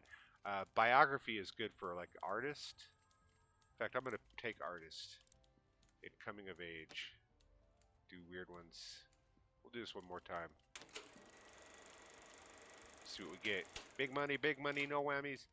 Uh, these are all shit, really. Yeah, I'm gonna do a movie about Zeus. Do a bunch of Deus Ex Machina. Um, monster film. We got to go with that. And yeah, we'll go with what the hell. We'll do mythology. Like Clash of the Titans. I don't know, but we're gonna make something. Let's make a movie. Let's make a movie. Biography, crime, fantasy. Fantasy would be good to go with mythology, wouldn't it? Like Jason and the Argonauts. Um,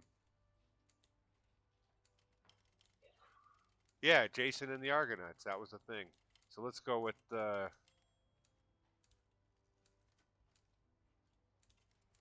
Randy and the. Wait, do I need to capitalize both? And the Rubinox. Randy and the Rubinox. You know, like Jason and the Argonauts. Yeah, this is Randy. This is a lesser known mythological tale about him and the Rubinox. The Rubinox were these group of teenage boys. I'm not going to get into all that.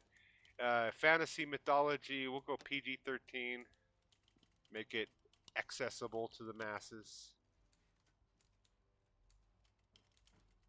This is a dumb name. This is dumb. Uh, Clash of the Clash of the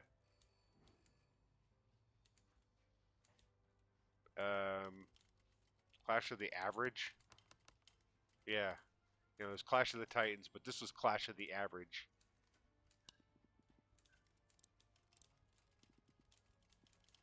It's a mythological tale. You wouldn't get it. Herschel Wexler looks like the guy though. He's 79% here. It's not the best, but you know it's not green like these guys. But he's cheap. He's not going to cost me a percentage of the cut. And this 96% with the critics, that's just what I want. So, Haskell Wexler, welcome to the team. Oh, Mel Brooks wants to star in my movie. He wants to star more than anybody else wants to star. Do you believe that?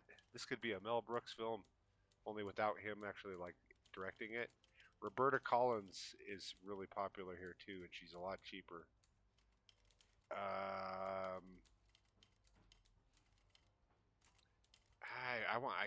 God, I got to go with Mel Brooks. I got to go with. You got a chance to cast Mel Brooks. Um, yeah, so you pretty much do that. In fact, this is too iconic to just be Clash of the Average. This is like Zeus, only clumsy. There we go. You know, Mel Brooks playing Zeus. He's clumsy. There we go. That's it. That's the fantasy mythology movie. Clumsy Zeus. It could just. How about just Clumsy Zeus? Clumsy Zeus. That's silly Zeus. Yeah. All right. This is going to be the epic. What was that anyway? That was a fantasy. So we need some of this shit, I think.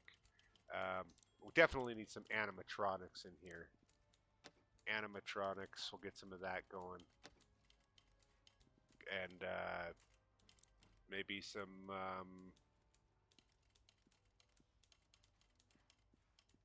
period wardrobe? Yeah, sure. All right. We've just expanded. This is going to be a great fantasy flick. These zombies are still slow. 1.6 million it made. Lawrence Hilton Jacobs, you did a good job.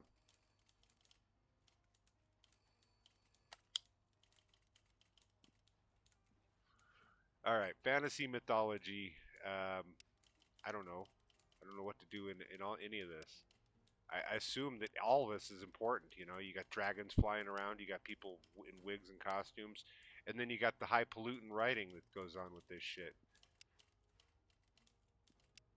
I'm gonna put it like that. I think go with period wardrobe and on location. We're gonna spend some money. This is Mel Brooks. We're talking here. So of course we'll spend no time on the script. Put it all into the costumes and just let him improvise.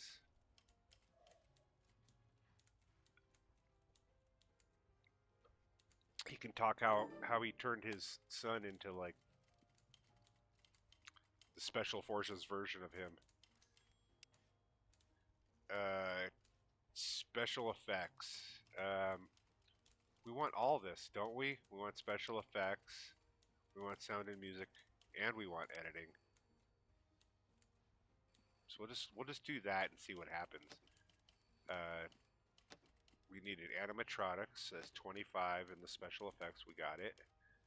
And didn't we want something else? Flashbacks. What am I missing here?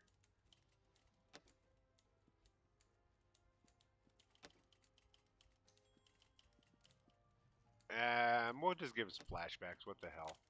I don't care. Clumsy Zeus, thinking back to his past.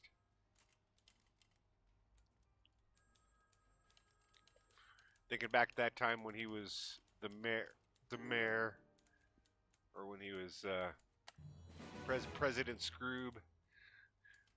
Dawn of the Dead. Here we go. George A. Romero coming out with his zombie movie. He's copying me. You know, I did mine, and now he's like, I gotta make one. I did it first, buddy. Close Encounters of the Third Kind. Cool story. Buddy Holly and Superman. All classics. I'm gonna go with Superman.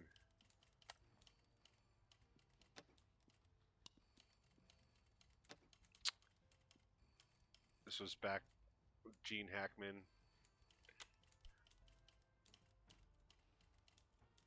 Misunderstood character. Got the raw end of the deal because that alien kid came down to the Earth and just tried to disrupt his plans for megalomania.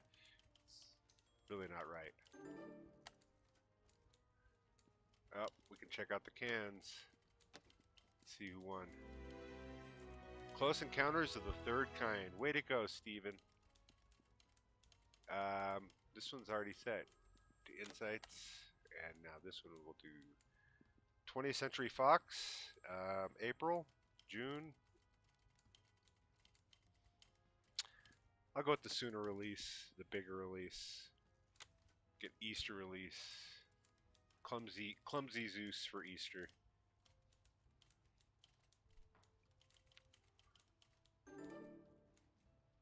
Oh, the cans selections have been announced. Invasion of the Body Snatchers, Annie Hall, Buddy Holly, and Superman. It's like every time these rotate, it takes out one and adds a new one. This one's Invasion of the Body Snatchers is a new one, but these other three we've seen before. And what did we get for our movie? We got an 8.0. Not the best, not the worst. It's a fantasy. A fantasy's garbage. In real life, I don't like fantasy movies at all. They just they can always be explained through what I consider to be Deus Ex Machina, where a guy just waves his hands and the problems are solved, and it's just ridiculous. So who won the cans? Buddy Holly. Way to go, Steve Rash. You're the man. Speaking of the man, it's time to make another movie. Jason Ape-like. That's funny. I just should have been J Ape-like, because Ape-like J, that's my name. Don't wear it out. What do we want to do now? Still trying to make this money back. It's taken forever. We just did. What did we just do? This was a thriller? No, it was a fantasy. Life is just a fantasy. Can you live this fantasy, Zeus? Um, we'll go with the doctor drama. Doctor drama. In fact, that's what we're gonna name it. Doctor Drama. Doctor Drama. This isn't your mom's ER. Well, it is. Moms love this guy. Be Gregory Peck. Gregory Peck could be Dr. Nick Nolte. Who better than to give access to a medicine cabinet than Dr. Nick Nolte? Absolutely. This is how he got started on all of the pills and shit.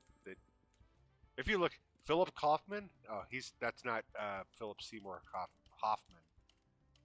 Hoffman, Philip. Yeah, yeah, yeah. You see where I was going there with the drugs and the drugs. Lindsay Anderson. That's a dude. That's a dude. That's the dude symbol. Norman Lear. And God, I don't know. Lindsay Anderson, I think, is the one. Even though they don't know anybody, they got good ratings with the guys. And yeah, we'll go with Lindsay Anderson, directing Nick Nolte and Doctor Drama. Hide the key to the pill box. It's Doctor Drama. That's it for that. We'll get some research going. See what we can do for our Doctor Drama.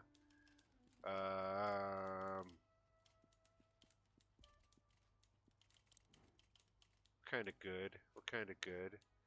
Oh, you know what? We could add gore. We could add gore effects to Doctor Drama. But I think I'm gonna go with a lot of this stuff over here. Subtext, the plot lines, the vernacular. Vernacular is a good thing to have. We'll have some vernacular. And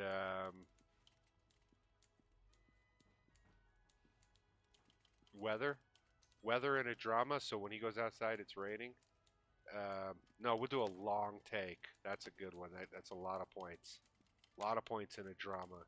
Gonna have the long scene where at the end when he breaks down and admits his drug addiction, it's gonna be like, I didn't mean to take the keys.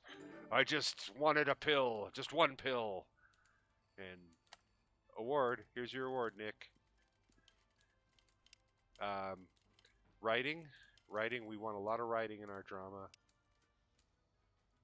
And like that. Set and makeup, I think. I didn't take the pills. We want character arcs and world building. Oh yeah, we wanted vernacular. Throw some vernacular in the mix for this one. And world building. There we go. It's the best we can do. Can't do any better than that. Clumsy Zeus made us $1.2 million. But the real money's is up here. It's in our video. This thing is by our second contract. We're going to be making so much money that cheating horror won't be nothing. Look at this. This is a 1977 film is just now being in the Venice Film Festival. What is up with that? They loved it so much they're like, oh, we got to check this one out again. Didn't I have a 10-star movie? What was my 10-star movie? Everyman's Fantasy. That's right. We're going to re-release that one on Classics. Drama. We don't need special effects. Probably sound design a little bit. Like that, maybe? And we'll give it all the storytelling. We're going to do the long take. They can't handle the long take.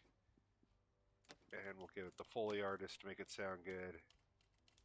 That gives us 13 points right here. So this will be a good drama. It should be a good drama. I'm predicting at least a 9 score. Dr. Drama, Nick Nolte popping pills in the ER. Because I've already made up my mind that that's what this Dr. Drama is about. It's about him coping with the real life addiction that he gets from taking a bunch of pills. Because that's what I think when I see Nick Nolte. I'm like, that dude's taking some fucking pills. Maybe not now, but he has in his life.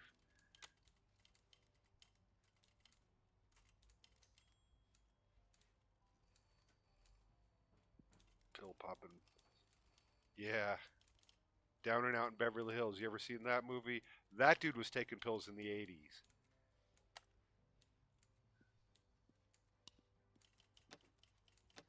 Clumsy Zeus. Gotta figure out what happened with that film. 20th Century Fox. Why am I not getting no Walt Disney? Where's my Walt Disney at? Oh, these guys want to pay off. I'm gonna keep going with these small ones. If they, I didn't know that at the end we get this one, the one that's offering the dirt cheap deal of the major percentage. I'm gonna do that. I'm gonna go with them. Hell yeah, Dr. Drama. I'm gonna make money off of you. Shit.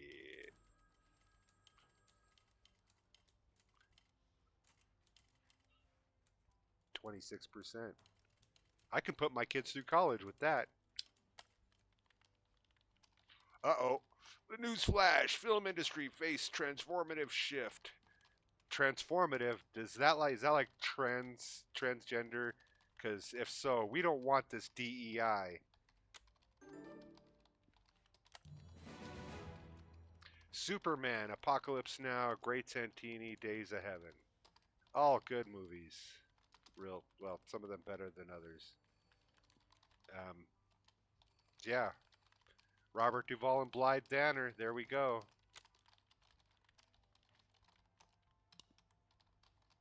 1.3, 1.3. Clumsy Zeus. That was making some good money actually. All right, here we go with the Doctor Drama.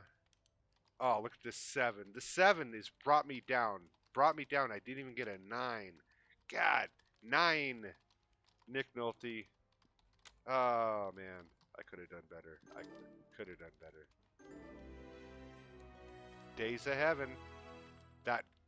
Wait, no, he did Heaven's Gate. That was Michael Cimino.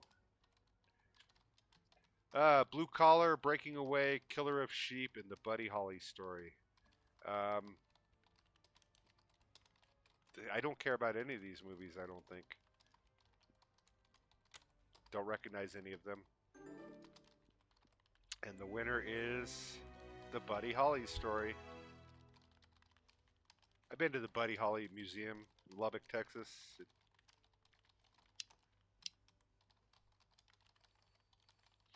Oh, yeah.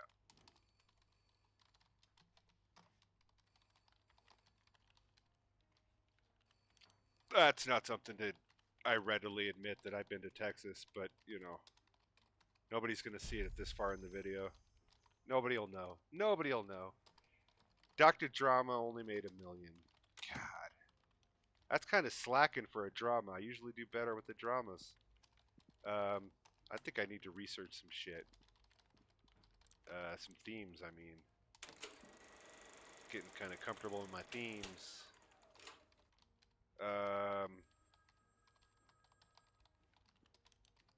Terrorist and FBI. Why not? Two sides of the same coin. Let's see. Trial, Assassin, Treasure, Cyberpunk. Cyberpunk I immediately just dismissed because it's like, again, what the fuck is Cyberpunk? Why is that everywhere? What is it? Can somebody please explain to me what Cyberpunk is? Is it like rivets and fucking pipes and shit? Steam pipes? Wait, no, that's steampunk. Then what is cyberpunk? Fuck. Assassin, Treasure Hunt. Oh, Trial's a good one too. Trial's a good one. So is Treasure Hunt. So is Assassin. I want them all. I want them all. We'll do one more. It's good variety going. Gangsta, Gangsta. Magic, religion. Two sides of the same coin there. Um,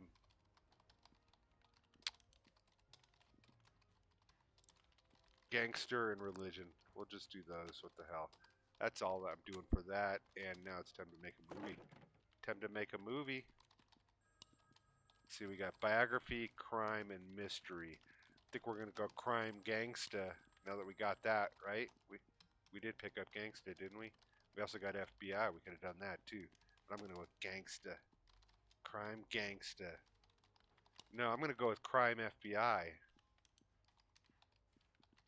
Yeah, where is that? FBI. We'll go with the rating of give it an R. Budget. This one's gonna be called Co-Intel Pro. There's a word you should look up. I'm not going to explain it. I'll explain it. It was a counter operation that the fucking FBI did against the radicals of protesting Vietnam and the radicals, just the protesters, where they worked to discredit the protesters. Woody Allen wants to do this film, and he's asking a lot. He's asking a lot. But I could make some money if I let him. John Waters is cheap. John Waters is cheap. I'm gonna go with John Waters. Let him make my crime FBI film, which is really not his speed. He makes pretty weird films, if you ask me. But the critics love him, so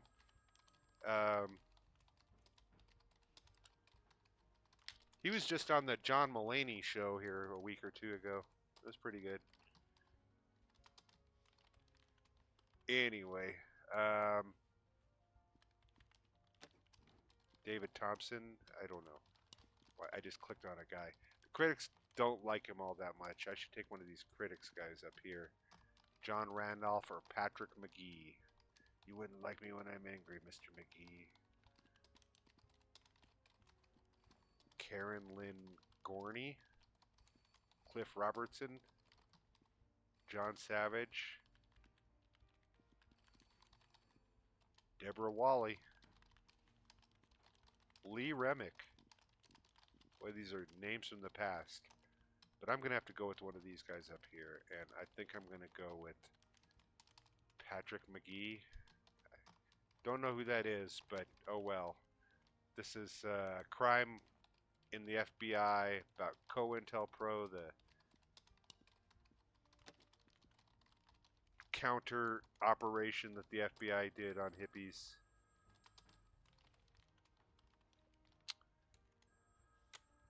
Yeah, that's worth looking up. Just Google it. COINTELPRO. It's a real thing.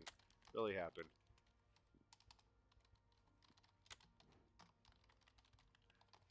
And I can't do anything while pre-production is going on. Lady Cop is now in our back catalog. That'll make some money. All right, for crime, we want a little bit of writing, a little bit of costume makeup, a little bit of set design. I think we want more writing, I think. More costume makeup and less set design. I'm just guessing. I don't know. Yeah, we'll get a vernacular expert in there so they say things like, yeah, Muggsy. And world building. Really build up the FBI world.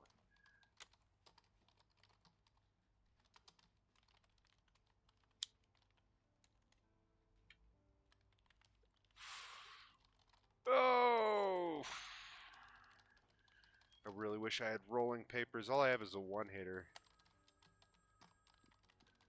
All I have is a one-hitter. Fucking first world problems. Got this big old pile of pot, but I'm complaining about the utensil. Special effects probably don't need to be all that much. Editing, I assume, needs to be pretty high. We'll go something like that. And we'll give them the long take. The long take. Gotta have that. And, Foley artist. Sure. Good sound. What's that? 5.07 million to make this flick? That's a little expensive. I hope I find a good, cheap distributor. like I have been, making that big cheap books money, cheap distributor money. Here we go. No whammies, no whammies, no whammies.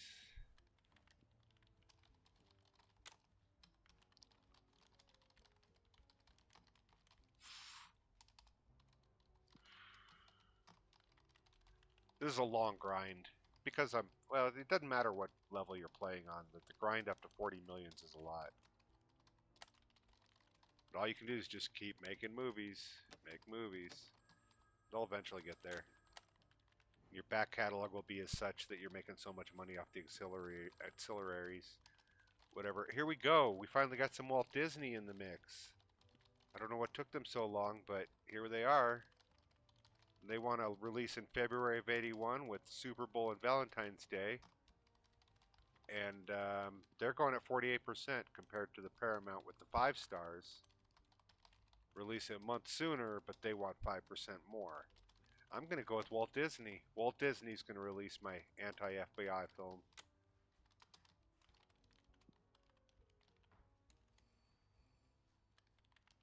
That makes sense.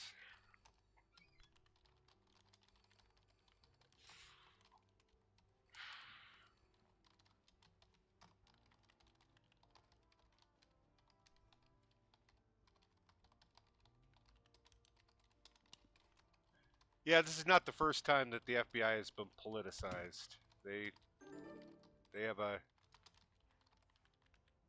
more of a storied history being politicized than they actually have a history of being objection third party prosecutor or whatever. They Manhattan Woody Allen film with more Diane Keaton, Superman breaking away, Great Santini. uh, I don't remember either of these films, Great Santini or Breaking Away. I was never a big Woody Allen fan. um, Superman, I loved it. I thought that was a great movie when I was a kid. I mean, now it's totally dated. You watch it now and it's like, man, people like this. But yeah, it was great back then. It was really great. Well, we got a 10 out of it, so this guy was speechless, and I guess that's all that really matters. 8.6, it's fresh. The soda meter was a 9.3. That means the audience loved it. I guess it's time to make another movie. The Oscars for this year. Superman. Look at that, 1981. Way to go, Richard Donner. All right, time to make another movie. Another movie.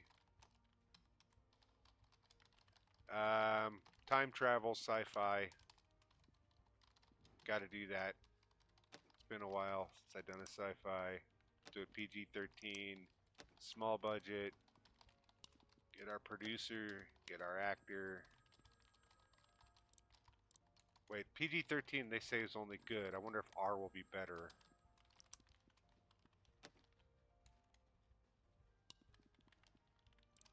We'll try that. We'll try an R. Barry Foster, not to be confused with wasn't he a running back? I think he was.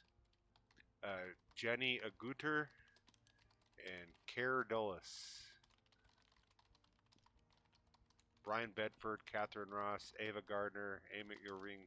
I recognize some of these names. Mickey Rooney. We could get Mickey Rooney. There we go. Max von Sydow. Faye Dunaway. James Garner. Rockford himself. Joan Collins. Why are all the good names down at the bottom? I'm going to have to go with Barry Foster. Yeah, I don't know who he is, but he's got the high ratings. Peter Hymans, Don Taylor, George Roy Hill, Philip Kaufman. These guys all want money. They all want money. Look at that. Bling bling. Nothing but a thing. Except Lindsay Anderson down here. 66% on the script, but the critics love her. We'll go with that. We'll go with that. It's going to be a little known sci-fi flick about time travel called Paradox. Paradox. There we go. just easy. I don't have to think too hard on that one. Can we do for production? High-tech gadgets. Gotta have some of those. Yeah. And,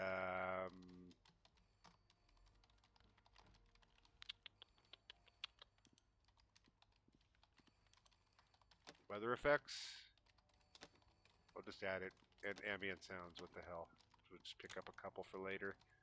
Can't use them all now, but, you know, the goal is to slowly fill that out to where we got access to everything.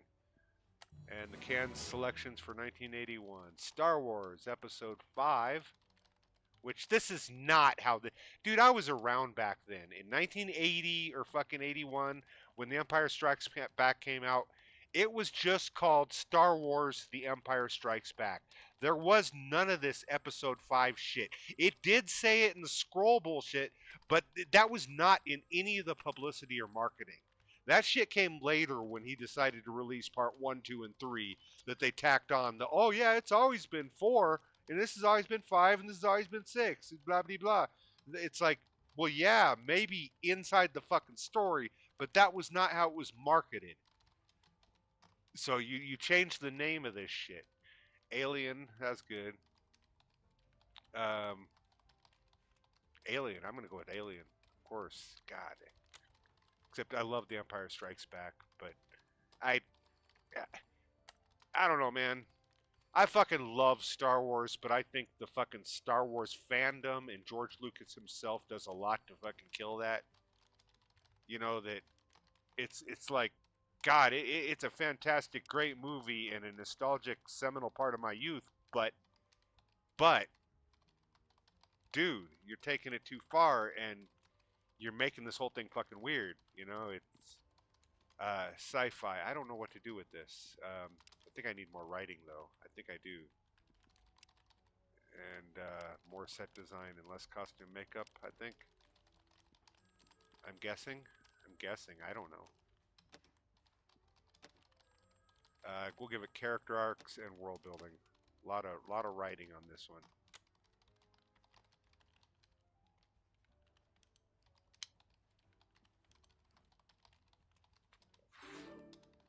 All right, who won the cans this year? Of course, The Empire Strikes Back. We're just gonna call it that, right? Uh-oh, this one didn't make money. COINTELPRO did not make money. I paid $1 million for that. Better make it up in video. God, Patrick McGee, John Waters, you guys suck. What did I do wrong? What did I do wrong? Did I? Oh, I went with the big Disney. I should have went down with the cheap distributor. That's what it was. Disney ate up all my costs. Special effects, we're going to want some of those. We're going to want more sound. We're going to want more editing. Visual effects, we wanted... there was something we got for this, wasn't there?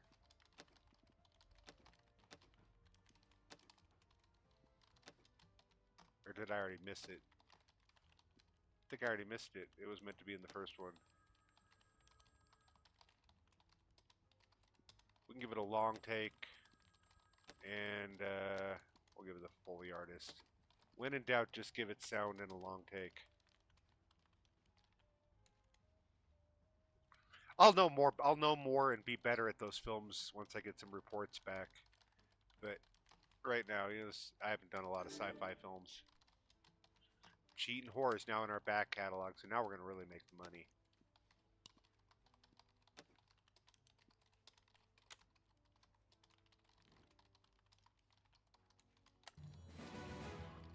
Ooh, we got Dr. Drama and COINTELPRO, the non-money making turd. My money's on Dr. Drama.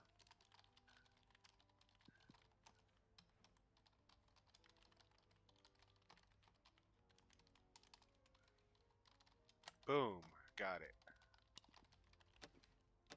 See what I mean is this time to release runs out slightly before the search for distributor. When the search for distributor comes up, it's going to make you pick a distributor. If you time it just right, you can get this analytics started before that distributor comes up. And I that's what I'm trying to do is I don't know why. It's my internal game. The game is to beat that fucking distributor thing. And let's see. Do we want to go for award season? 50%. What do we got here? I don't have anybody offering the low money ones down here. So lame. We'll just have to go with the high money one. 50%. December award season. Oh, look at that! Co-Intel Pro didn't make any money, but it won awards. They like John Waters. Venice.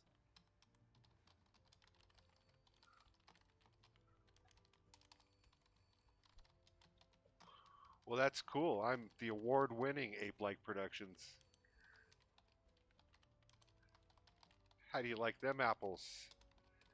Drink some Dr. Pepper to that. All right. It didn't make us money, but it won awards. Time to make a new movie. What haven't we done? Biography and mystery. It's a mystery while we haven't done biography. Um, let's do a biography about gangsters. We'll give it a PG-13. And this one's about a lesser-known gangster. Everybody knows about Scarface, but nobody knows about Gimp Toe. Gimp Toe. Yeah. Gimp Toe Johnny. Nobody knows about him, but he's one of the lesser known gangsters of the time. He did a bunch of killings, a bunch of thievings and robbings, and was on the lists and all that. Gimp Toe Johnny. Yeah, if anybody asks, you tell them Gimp Toe Johnny sent you. Sidney Pollock. He wants some money to do this. I think I'm gonna pay. I think I'm gonna pay. Arthur Penn. John Huston. John Huston wants a lot of money. Jonathan Demme. He's good too. They're all good. All these people are good. I'm gonna go John Huston. What the hell? What the hell? I don't know what made me make that mind up, but I did. I could have him acting in it too. I think I'm going to. I think I'm going to. He's double threatening this. This is the John Huston Gimp Toe Johnny. John Huston is Gimp Toe Johnny directing John Huston. I don't know. All right. Do I have points for research? What can we do? What can we do? Breakable set? Sure. Post production. Nested stories. We'll get weird with this. This will be non-linear, and then we'll get some themes for future use. Who doesn't like dogs? Is there a cat? I've seen dog in here, but is there a cat? Christmas. Christmas is a feel-good one, and we'll do another unlock.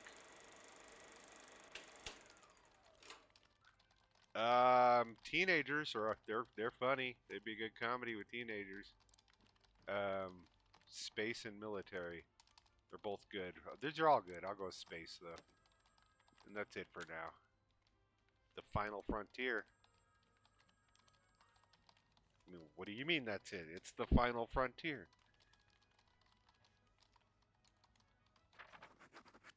Nine, 7, 8, 7, 7. Garbage. I don't know time travel. Obviously, I don't. I didn't even get a circle around my avocado. Writing? We'll give a lot of writing. A lot of writing. Low on the costume and makeup and high on the set design. We'll film on location. We're going to spend for this. Biography Gangstas. We'll get the vernacular down right. Or we can do world building. Let's do world building. We're going to spending the big bucks on Gimp Toe Johnny. The John Huston affair. Up, the Golden Globes. Da da da da. Body Heat. That was a good one. Star Wars 5 again. The Elephant Man. There we go. And Breaker Morant. I don't even recognize this one. Breaker Morant. Weird. It's weird, you know. I consider myself an astute person when it comes to Hollywood. There, I got a pretty good knowledge of the history and shit. And some of these people in movies, it's like, wow, I really don't know shit. Ah, I remember that one though. I got two for the Berlin. Dr. Drama still getting the play. COINTELPRO versus Road Games and Elephant Man. We'll see what Berlin says. Biography. We don't need special effects. We need lots of stage. Yeah, lots of editing. We'll do lots of editing so we can get the storytelling with the non-linear and the long take. This is this is like, you know, Gary Oldman playing Churchill. This is Gimto Johnny, the legacy of Gimp. Hey, Dr. Trauma! How about that? Nick Nolte and all that pill popping finally did pay off. I love it. I love it. Lindsay Anderson. Sweet. That was the director, I think. Notice they didn't mention Nick Nolte. He's in rehab.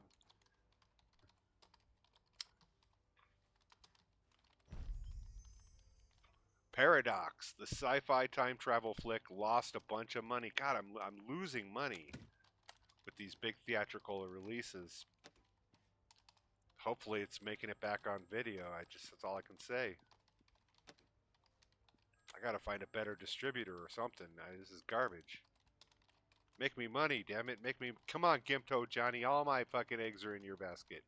$7 million movie. Shit. Who pays that anyway?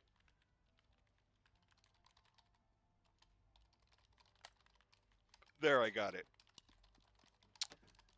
Paradox. We'll check out that movie, and then this comes up, and let's see if we get a good cheap movie or cheap distributor. Nope. Everybody wants the big bucks. 53%. I'm not making any money going that way out. This is Gimto Johnny. He got to go with Walt Disney, I think. Yeah, got to go with it.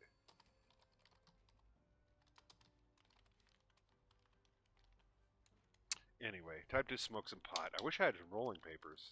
I think I already mentioned that. All right, Gimto Johnny got a 10. Got a 10 from the New York people, and the Rolling Rock loved it. They gave it a 10 as well. With the 9 on the tomato, I got the circle around the avocado, so tomato. I called it tomato. I know better. Who the fuck? Who the fuck would use a tomato for that? That's dumb. Paradox. Making no money. How does somebody even make money off of that? Okay, this is taking forever to get back my loan. Zombies in the back catalog. I wonder if I can do anything to help this along.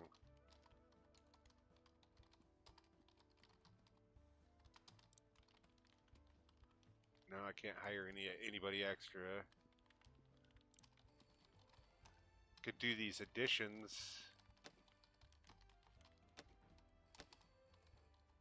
I'm not going to do any of that right now. Save my research points. It's a long game. I got a lot of time. It's going to be a long video. Oh, Lady Cop is now a cult classic. Who is that? God, there was some Lady Cop. I forget who it was.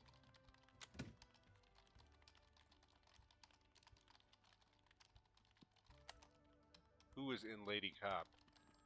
Can I look at it this way? Audrey Hepburn, that's right. Audrey Hepburn is a cult classic.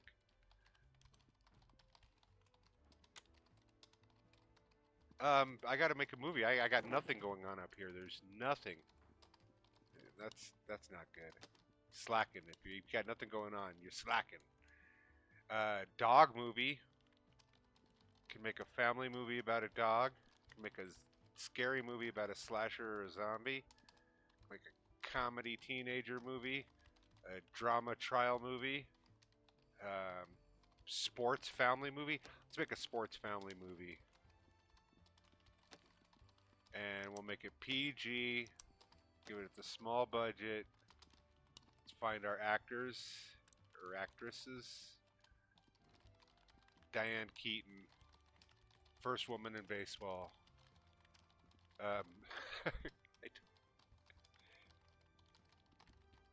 Richard Attenborough. God, he's cheap because he's garbage. Look at all that.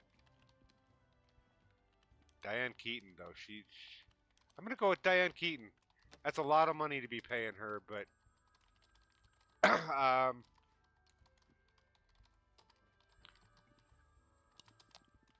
and she plays the mother of a kid in Little League. That's what it is. Jackie Haley Jr. Sure, critics love him. Giving out 10% for this shit, but oh well. My kid beat your kid at baseball. There we go. My kid beat your kid at baseball. The family movie about sports with Diane Keaton. There we go. I love it. Can we do any research? Can we help this along? Make it a better production? We can give it gore effects for the family movie. That would be perfect. Creature design, because every family movie needs creatures. Golden hour shooting. Not to be confused with golden shower shooting. Nested stories. Narrative framing. Montage. We need a montage. And you know what? We need some field recording. Sure, why not? Okay, that got us down to 100. Let's get some themes. Just so we have more to do. We'll do it while we're here. Steampunk, there that is again. What the hell is that anyway? Pirates are a good adventure. Murder. Gotta go with murder. We'll do one more. Somebody tell me what a steampunk is. Heist and spy. I think we need both of those because I still have mystery to do. I still have yet to make a mystery. I've been waiting to get like detective so I can do the definitive, Sherlock Holmes or goofy detective movie because it'll be like some goofy person with some abnormal weird trait that everybody thinks is socially objectable, but he's got the keen insight that knows all the crimes. Set design, costume and makeup, writing. I think for family I need a little bit more writing. A little bit less costume.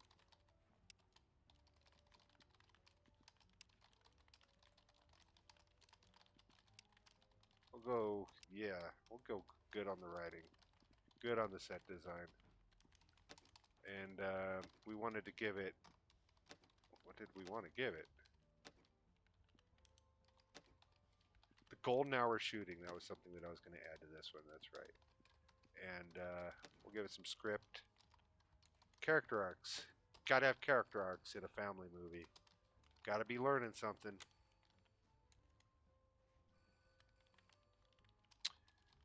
Her kid's out there beating that kid at baseball. But in the end, she learns to respect the other kid. Oh, cheating horror is now a classic. I love it. It's like they love them exploitation movies. Got Lady Cop and cheating horror, both of them doing well. All right, family. Obviously, they want the sound design to be right there. I think special effects are going to be really low, and this will be really high. Something like that is what I'm assuming. And this was going to be a confusing non-linear with montage. Gotta have a montage where the kid learns his lesson. Or he learns how to play ball. I don't know. He learns something through a montage. It's also a good way of building a relationship. You know, you don't have to show two people talking to each other. You can just do a montage of a bunch of scenes where they're together smiling at each other, and then it's like, oh, they know each other now.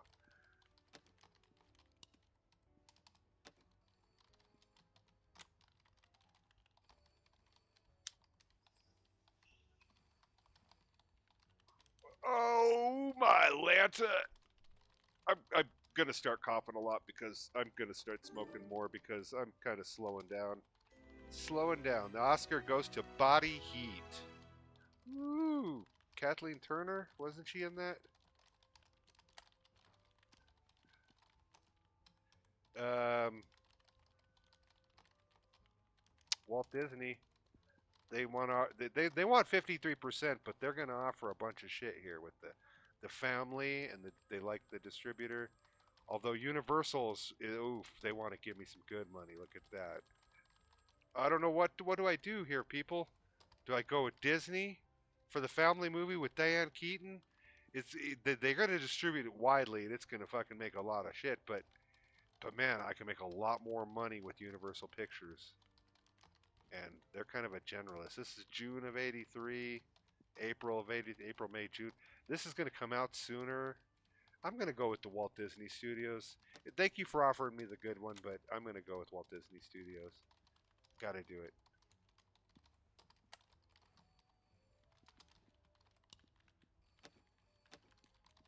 Generate some insights on Gimto Johnny and check out the cans. 83 cans. Road Warrior. Can't believe that Mad Max didn't make it, but Road Warrior does. Baby, It's You, The Gray Fox, The Secret of Nim. Hey, I'm going with Road Warrior. I know a lot of geeks are like, The Secret of Nim! The Secret of Nim! Hey, I was there. I know it was a popular flick. It just wasn't really my speed. It's fantasy. I don't do fantasy. I got the circle around the avocado, so that's all that matters to me. That's all I'm going for is that circle around the avocado. Everything else can just eat a dick. I don't care. Check out who won the cans. Baby, it's you. It is you. What a dumb name.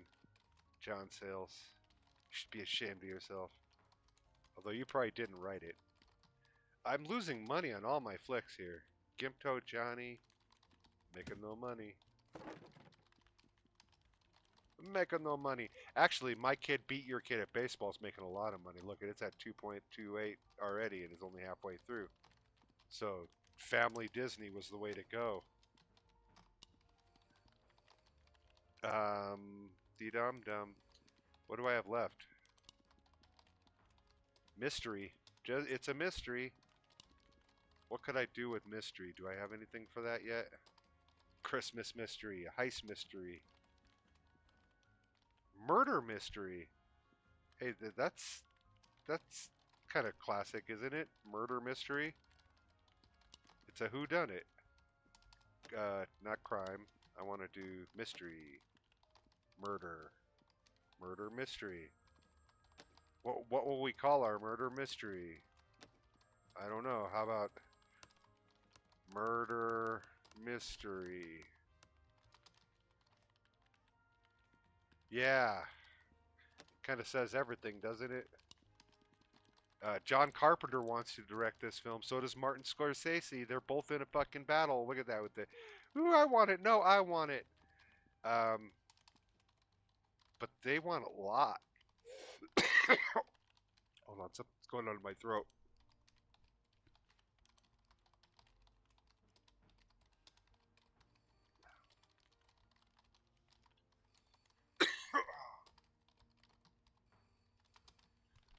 Hold on one moment. I'm having something in my throat.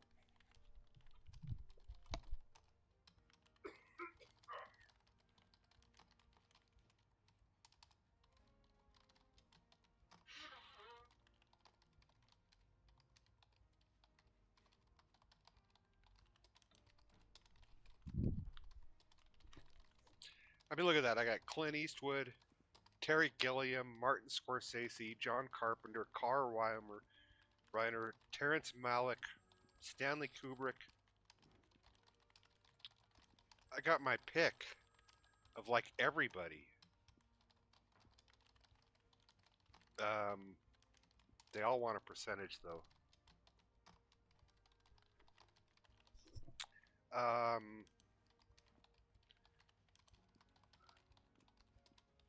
God,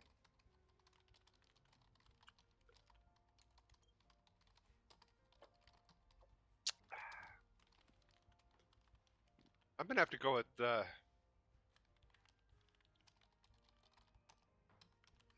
gonna go with Martin Scorsese. What the hell? Pay him a lot, but this movie's gonna cost some money. Who do we have leading the actor charge here? Jeff Bridges looks like the best one, but he wants a lot. Man, he wants a lot. I'd be giving out 20% to these guys. Barbara Bach, Shirley MacLaine, Mel Brooks. We could get him again.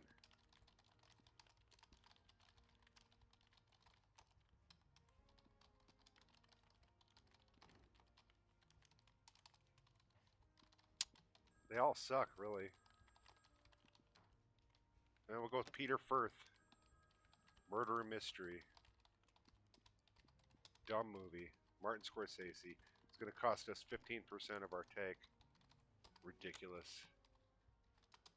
I'm not even going to bother researching for it. Just let it go. What we have, we have.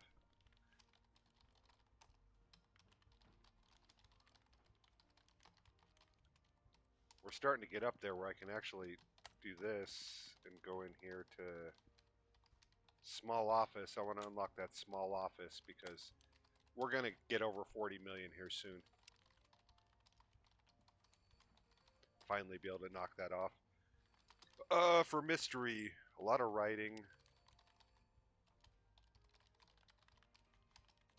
I'm just going to go like that. I don't know what this would entail, but we'll figure it out after a couple of checkouts. We'll do world building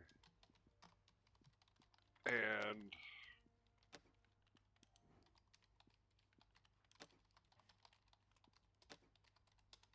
period wardrobe.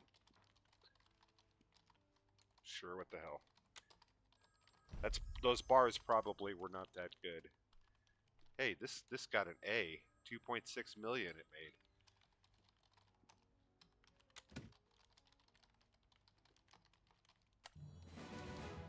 Venice. They got two of them, Gimto Johnny and My Kid Beat Your Kid at Baseball.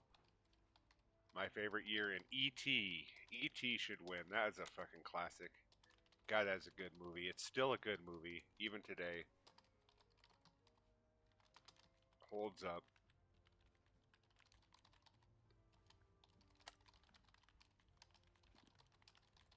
Mystery, special effects, sound design. I don't think we need a lot of special effects. I think we do need a lot of editing. Something like that, maybe. We'll do the non-linear structure. That's great for a mystery. And we'll give it some weather. Ooh, I don't have enough points for weather. A long take, montage, long take. Costs more, but it'll be worth it. It's an expensive little film that we're making. Well, my favorite year won. Richard Benjamin. Way to go. Murder mystery. Didn't Adam Sandler and Jennifer Aniston make a movie called Murder Mystery? I think they did. Now I'm feeling dumb. Now I'm feeling like shit. I'm not original. As if just taking the fucking genre and the theme and combining them together made me original. Yeah. Anyway, next, find us a good distributor, will ya? Will ya, Lawrence? If that is your real name.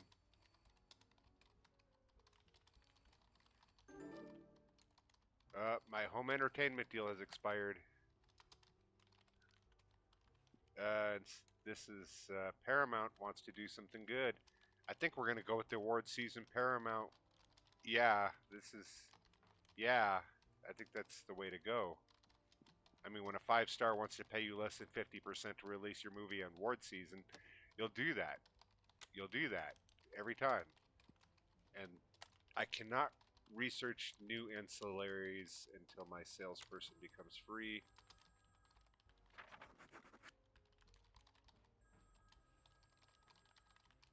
Well, not bad, 8.6. Now, can I do this? I can. Let's find a new job for our home entertainment deal. And this guy can actually do this. And the Golden Globes are Gimto Johnny and My Kid Beat Your Baseball, whatever. Local Hero and The Architect's Agreement. Anyway, what those are. And these ones again, man, I'm getting the middle. Local Hero and it's Architect's Agreement. The same exact awards. But I've got a 50-50 chance there. I've got 2 of the 4. And Berlin, I got 2 of the 4. I'm not going to beat ET though. It's the Gray Fox. Ooh, if the Gray Fox wins, I'm going to be upset. It's a bad world. All right, Golden Globes. Baby, It's You. That's wrong. Gimp-Toe Johnny. How about that? Gimp-Toe Johnny. Everybody knew that was going to be a winner when I signed Scorsese.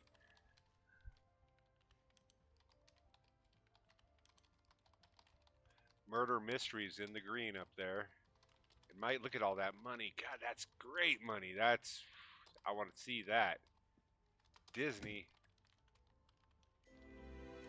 The Disney dollars. Local Hero. Do you believe that? It actually won. Beat E.T. and my 2 movies.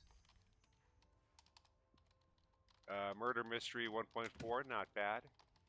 Not bad at all. Now, our home deals.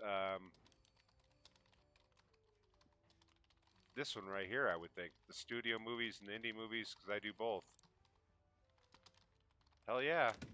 8-year contract, that's going to be good money. All right, time to pick a new theme. We're almost at our 40 million. Once I can get this checked off, I can open up the small office and get rid of this. But opening up the small office costs you more, and it's a $20 million paycheck, so you might as well wait till you get to the 40 before you do it.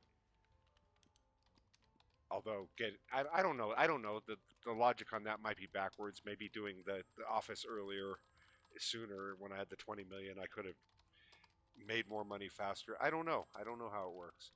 But we've done everything, all the genres, so now it's just free to pick. Just don't do what we did last. It's been a while since we've done an adventure, so let's do a pirate adventure. Pirate adventure. We'll give it a rating of PG-13. Budget. CEO. Let's find some people. Daryl Hannah. Mary Steenburgen. Sharon Stone. What's with all the women?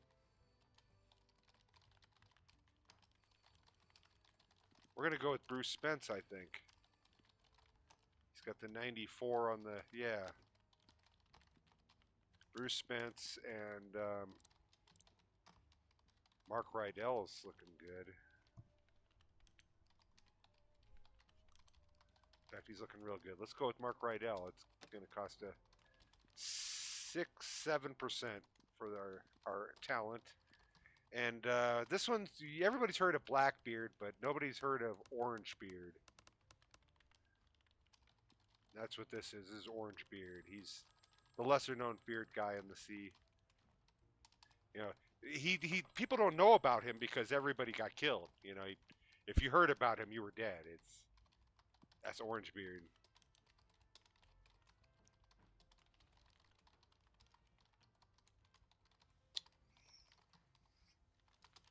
Oh yeah. Adventure. We want a little bit of writing, low on the costume, high on the set design. We'll go in on location because we got to be out in the water, and we'll give it some vernacular. The "Arr, matey, arr." Yeah, you got to have that pirate R in there. That's what the vernacular is.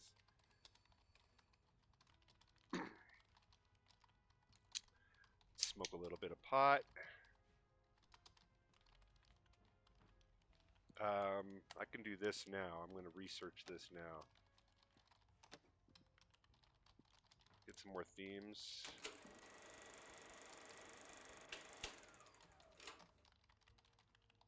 Witch, ghost, kidnapping. I'll go get kidnapping, obviously. And witch.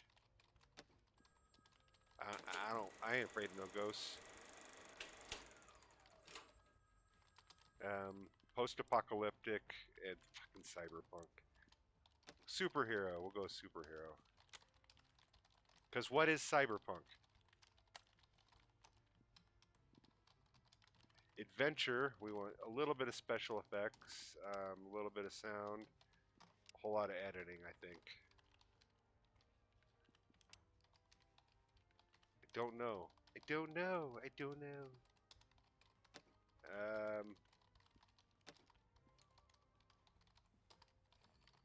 We'll give it montage. Everybody likes a montage. Dun, dun. Get it at the montage. Dun, dun. And ambient sounds. Yeah, we're going to go cheap. Montage and ambient sounds. Because I don't think these bars are even right, but I don't know. I don't know. I got to research this shit more.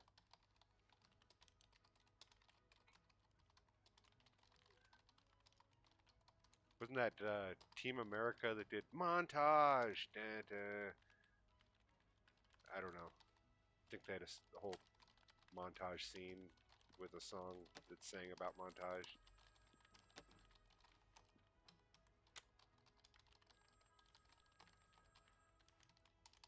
I think our salesman is totally ready to be selling media movies. He's trained up. He's ready. But I got to get there. I got to get there. 7 million.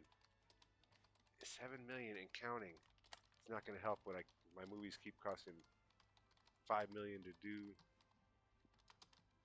Walt Disney wants it on Halloween. 51%.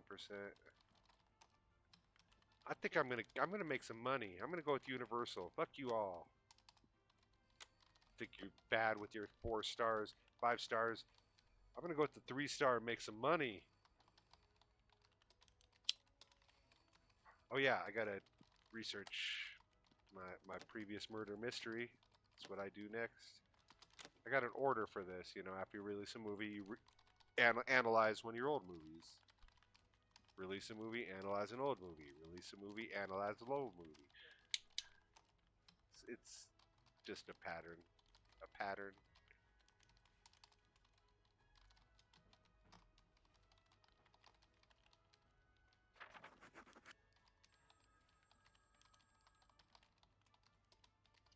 Solid adventure with engaging storytelling. I got a 10 there.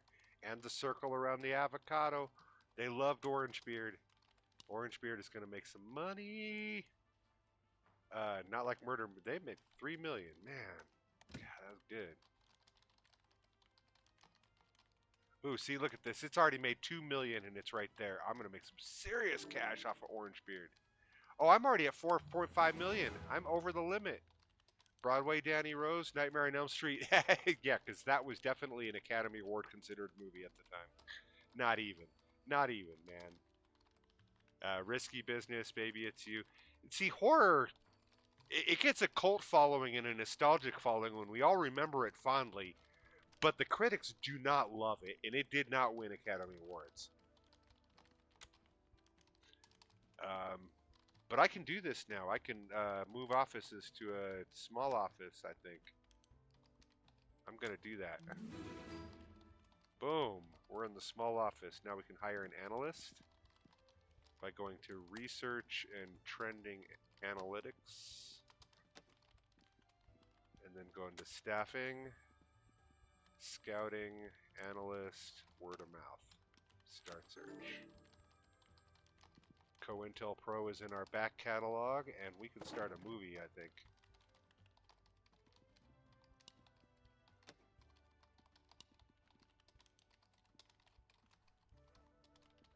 Um,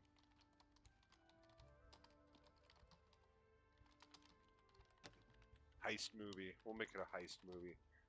It'll be a crime heist movie. Rated R. R.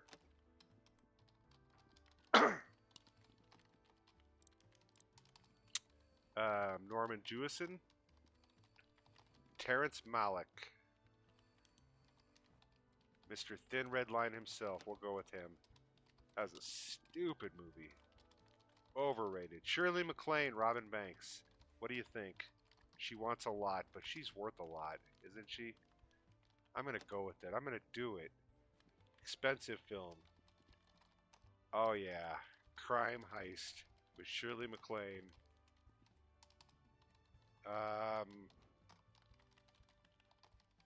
Hockey Mom robs bank. I don't know. Yeah, Hockey Mom robs bank. Who would have thought Shirley MacLaine had that in her? She's 51 years old, out there driving her minivan, and she's like, fuck it. Life of crime. Whee! And the Oscar goes to Broadway Danny Rose. More Woody Allen. Wow. Orangebeard made a lot. Look at that. Boom. It was worth it to release on that scrub fucking distributor. Oh, man, that was huge. Huge. Which one do we want? Which one do we want? I need creative types. I think I chose creative types, so we want creative types. And now I need to analyze some trends. So we'll get him in here analyzing trends. There, he's analyzing trends.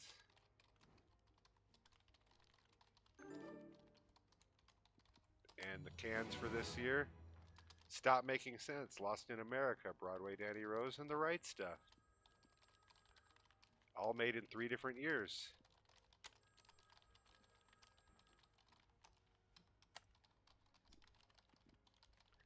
Alright, crime. We want a little bit of writing, I would think. Costume and makeup, probably not so much. Set design, yes. I'm going to go with 40, 20, 40, and we'll see what that does.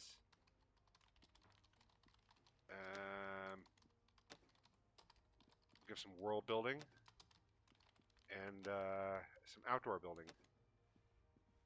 Yeah, sure.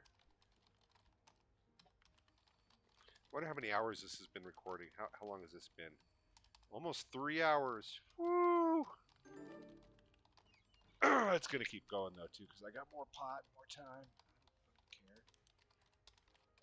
care. I just missed an awards ceremony, but I didn't win. It would have told me if it was me. Crime. We don't need a lot of special effects. We do need more editing though. Something like that. We'll give him fight choreography because there's a little bit of scrapping going on in there. And non-linear story? What the hell? It's yeah, you know. We'll show her in the vault, and then we'll show her baking, you know, stuff for her kids, and then she's beating up the bank manager, and then she's, you know, at the kids' soccer game. I don't know, but it's non-linear. You're not supposed to know. Lawrence Bell. It's always Lawrence Bell, as if there's ever a choice. I could hire another person now, I think. I totally could. I wonder what 2 salespeople would do. Look at that Orangebeard and Murder Mystery up competing against Nightmare on Elm Street and Stop Making Sense. And was Jonathan Demme? Were there any actors in this movie? They must not be in the database. The actors didn't quite make the cut, which makes me wonder who's going to be in here when I get to like the 2010s. Is there going to be some Timothy Chalamet? I sure hope not. The world would be better. I'm not going to go there. Promote Chalamet aside. Walt Disney. Do we have a good moneymaker back here? No, we don't. So, Hockey Mom robs bank. We can go with Walt Disney or Paramount. They both want to do the awards season. 20th Century Fox will do it even sooner. I'm going with the award season. Walt Disney. Got to go with Walt when all else fails. Murder Mystery, One at Venice. Look at that. Martin Scorsese. Love it. Should I be making a movie now, I think? Or should I be analyzing one? I think I should be analyzing one.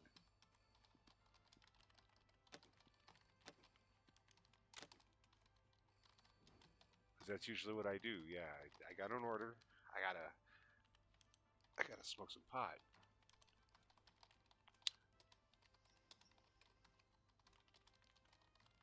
Oh, yeah.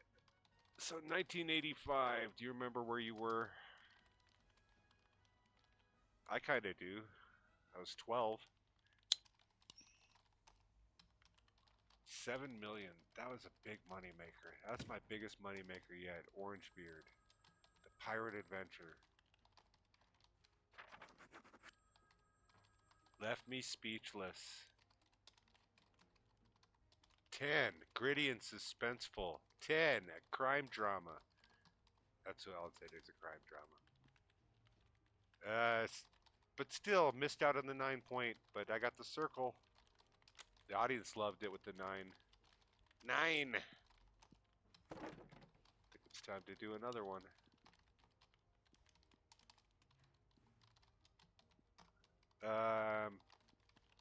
Kidnapping. Thriller. I just did a crime. How about a thriller? Yeah, crime thriller. That'll work. Make this a rated R.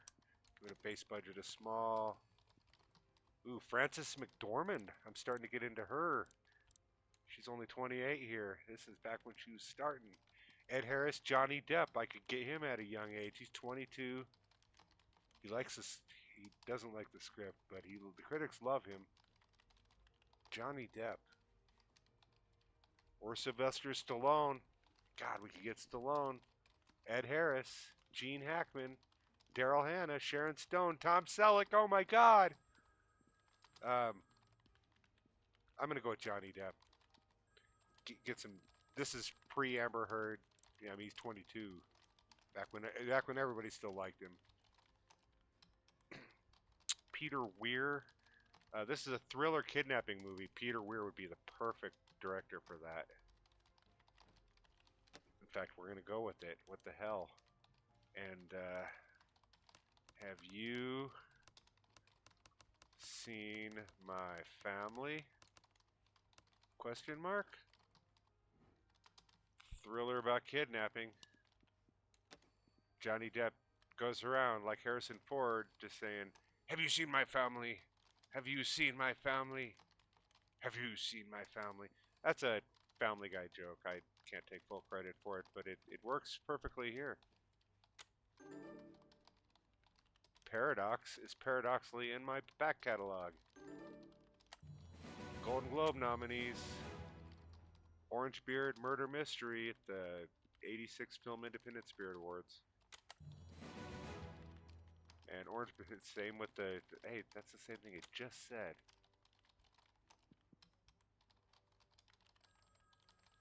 Is there a reason it showed me that twice? A Nightmare on Elm Street. Congratulations, Wes. Set design. They like a lot of that.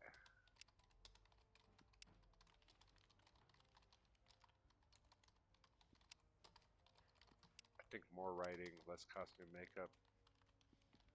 I'm guessing. I'm guessing. Don't really know. We'll give it a breakable set. So that when they find the kidnapper, you can throw him through a glass window. And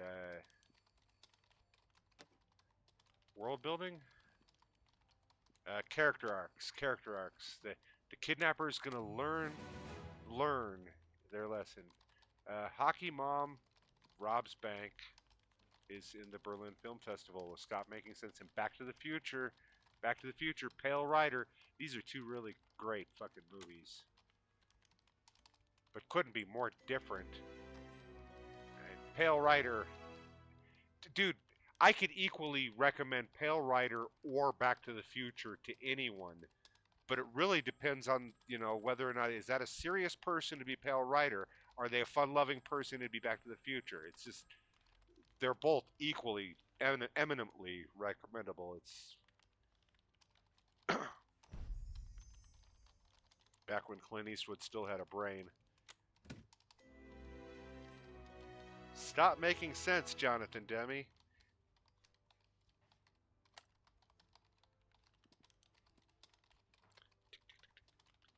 Have you seen my family? We don't need sound design for this. We need more editing, though, I think.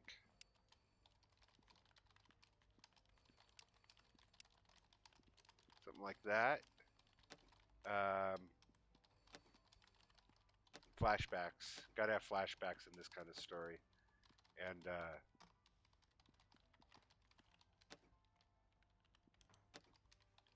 visual effects? Weather? Yeah, weather. Weather. Yeah. Crying in the rain.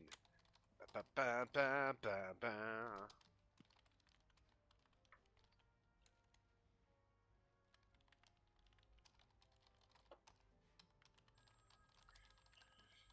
Have you seen my family? Have you seen my one hitter? Have you seen my one hitter? Where's my one hitter?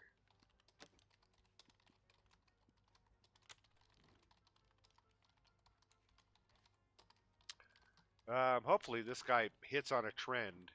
I'm not even gonna bother looking. I've it tells you to pick a trend that he's researching and stuff, but you don't really have to. You'll hit it just naturally. I have a feeling that all it's gonna take is once this movie releases, I chalk this one off.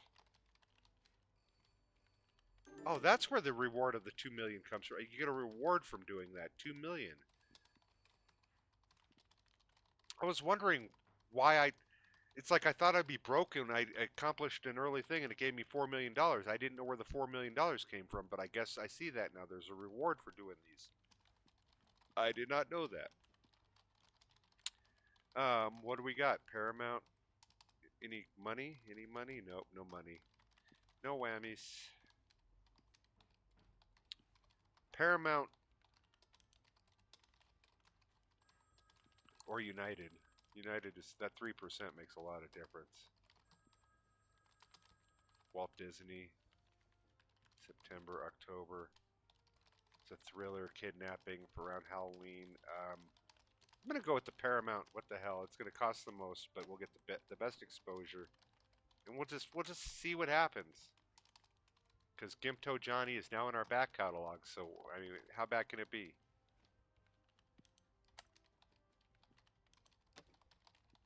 Hockey Mom. I can do this right now, I think.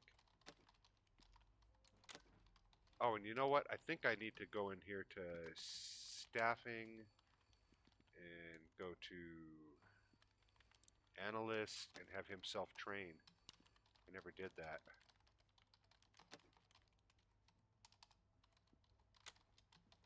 That was dumb. Had him for a while. Actually, I'm still on his quest, so it's not been that long, but it's something that, you don't waste time with. You don't want to go a year or two with and forget to train your guy. You should be training right off the bat. And I should be getting some new themes because that's what I like to do. I've got 306 research.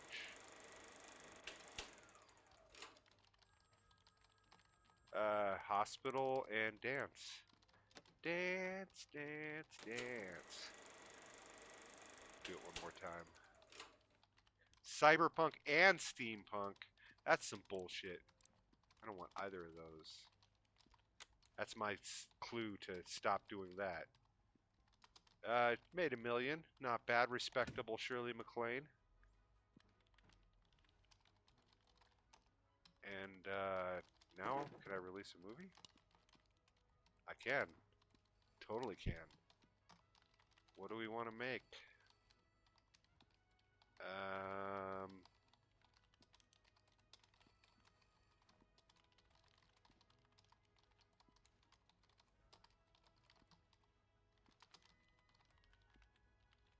I object, Your Honor. What did I just make? Have you seen my family? It was a thriller, and before that, I think I made a crime movie. So I've been making all these serious movies. I need to make a good, fun-loving family flick with a dog.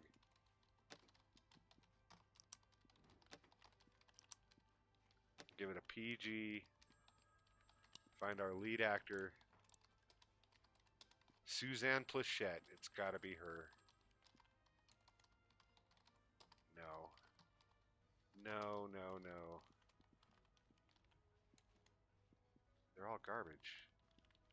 Diane Venora. Diane Venora. Nicole Williamson.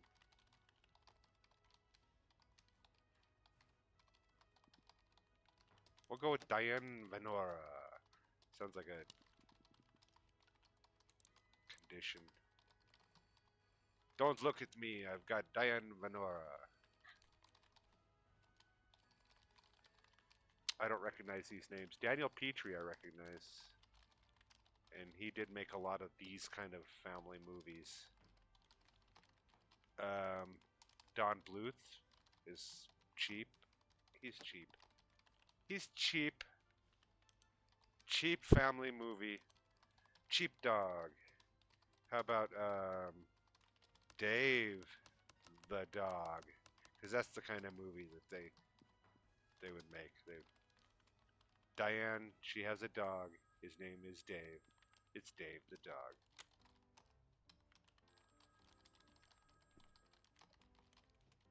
Put a whole lot of thought into that one, and we're gonna need some animatronics, I think. Oh wow, we got the circle around the avocado on the thriller. Look at that, and we got a 10. It was pulse raising whirlwind of thrills. Research. I want some animatronics. Oh, I already got animatronics. Did I already research that? How about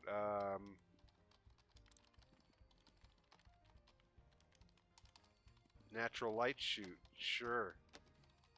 And multiple plot lines. We get tricky with it. And nested stories. Okay, that's enough. That was a big jump. Got big stuffs coming in our future movies. We like a lot of writing in our shit. Low set design. A lot of costume and makeup. A lot of writing.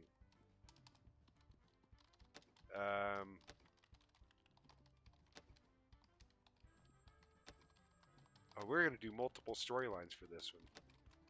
That's going to be new. And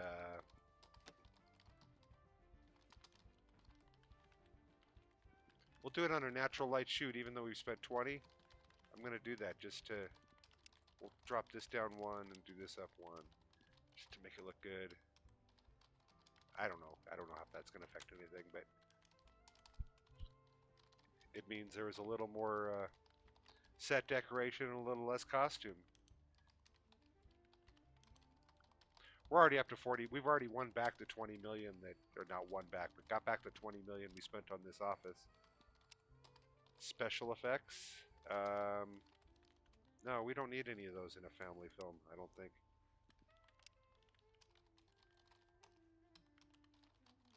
Like that, I think.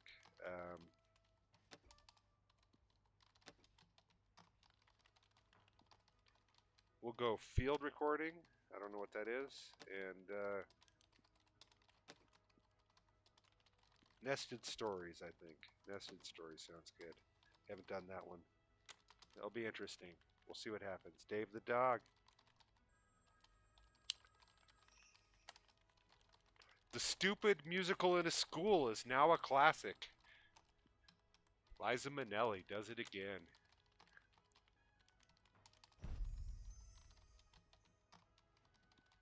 $1,000,003 from Have You Seen My Family?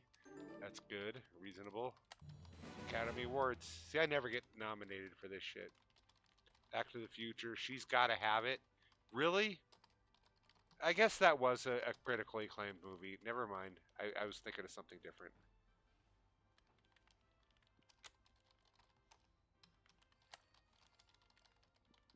I think I was thinking of that Freddie Prince movie. She's All That. And it's like, did that really make the Academy Award list here? But no, it's not that movie. It's Spike Lee.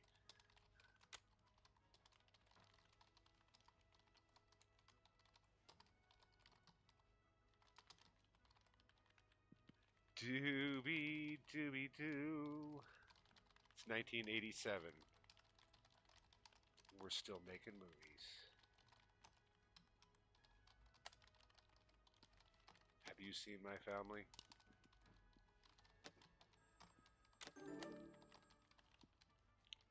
All right, Walt Disney is the big money guy. Looks like Walt Disney's the one that wants to go because they do the families, they do the distributor. Yeah, they clearly this is the way to go when you make these family movies. And the Oscar goes to Back to the Future. Did not happen in real life. I think that did win some like sound costume bullshit, but the cans, Blue Velvet, Back to the Future, Lost in America, The Purple Rose of Cairo.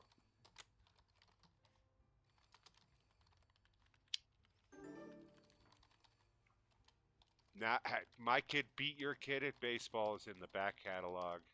And 1.7 from the million. Yeah, blah blah blah. And the winner is for the Palme d'Or, Purple Rose of Cairo, Woody Allen. How about we do like the Yellow Orchid of Denver?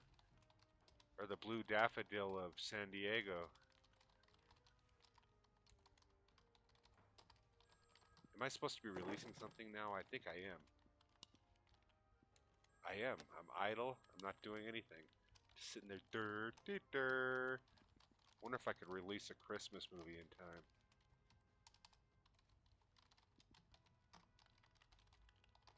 But I just did a family movie. Dance, dance, dance. We're gonna do a musical about dance.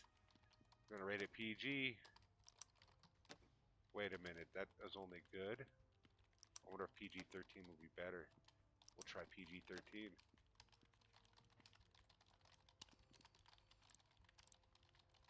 Okay, we got Dolly Parton, Anthony Perkins, Betsy Russell, Diane Keaton.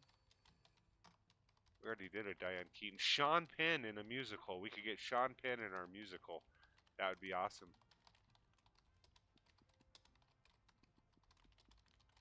Uh, Raul Julia is the best critics one in here.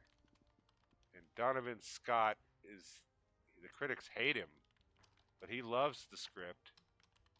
And he wants in on this. I wonder what taking a one critic will do.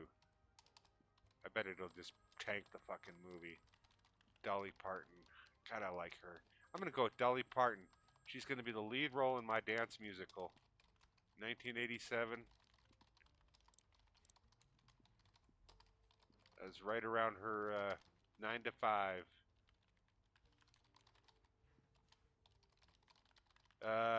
Martin Rosen. I don't know. These guys are about the same, aren't they?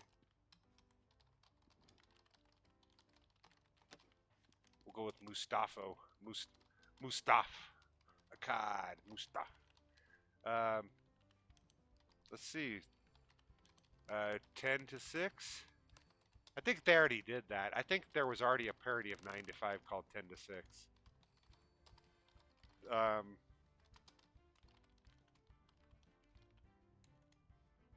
what else is Dolly known for? That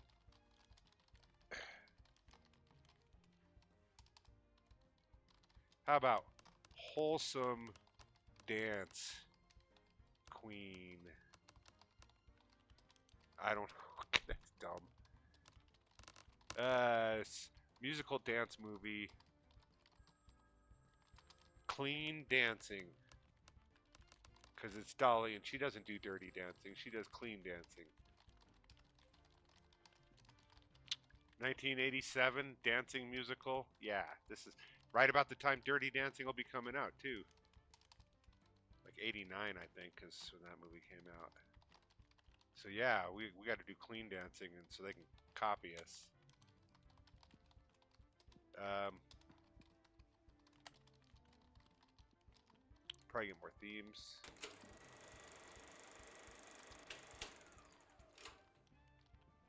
Drugs and dystopia. Yeah, those two go together.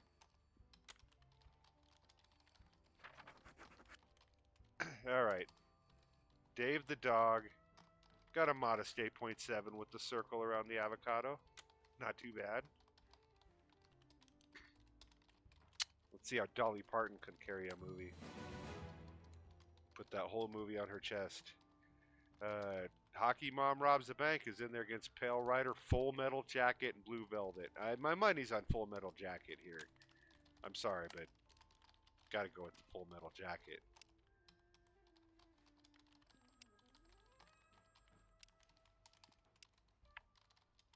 I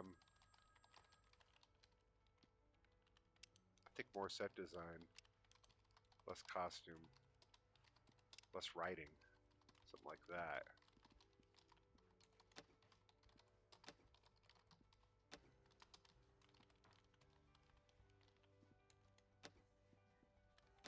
Can't really get any of the stuff in there, but I can do period wardrobes, high-tech gadgets, on location, outdoor build, and natural light shoot. Actually, that doesn't give me a lot of points, but it's cheap. It's cheap. We'll do it the cheap way for clean dancing. I should have called it like clean gyrating hips. Yeah, Full Metal Jacket. See that makes sense. That makes sense. That was a fucking masterpiece. Oh yeah. Boom. That was easy to do right there. Special effects. I don't think we need any of those, so something like that. Sound. We obviously want good music. We'll go with the sound licensing and the Foley. Sound all the way for musicals.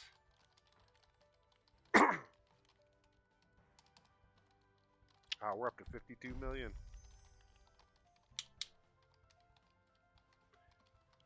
2.4 off of Dave the Dog. Oh, we did all that. Now we're going to have to do a medium-sized movie. That's the next thing.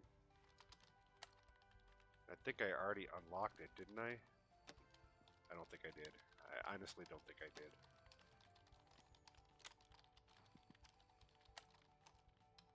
I do have the points for it, though. Because it's expensive at 250, and I got 291, so I'm going to unlock it. And the next movie will be a medium movie. We got to do something big for our coming out party, as you know, doing bigger movies. I don't know. We'll see what's available to us. It's going to be a new theme, but same old genre because we've already done all the genres. Oh, look at this! TriStar wants to give us the money. I'm going to do it. I think. I think that taking these are just money makers. Yeah. Although Disney, God, Disney dollars. I'm going to take TriStar dollars because you get 20% more of the cut. Hell yeah. Clean dancing. Come on, make some money. Clean dancing. Clean dancing.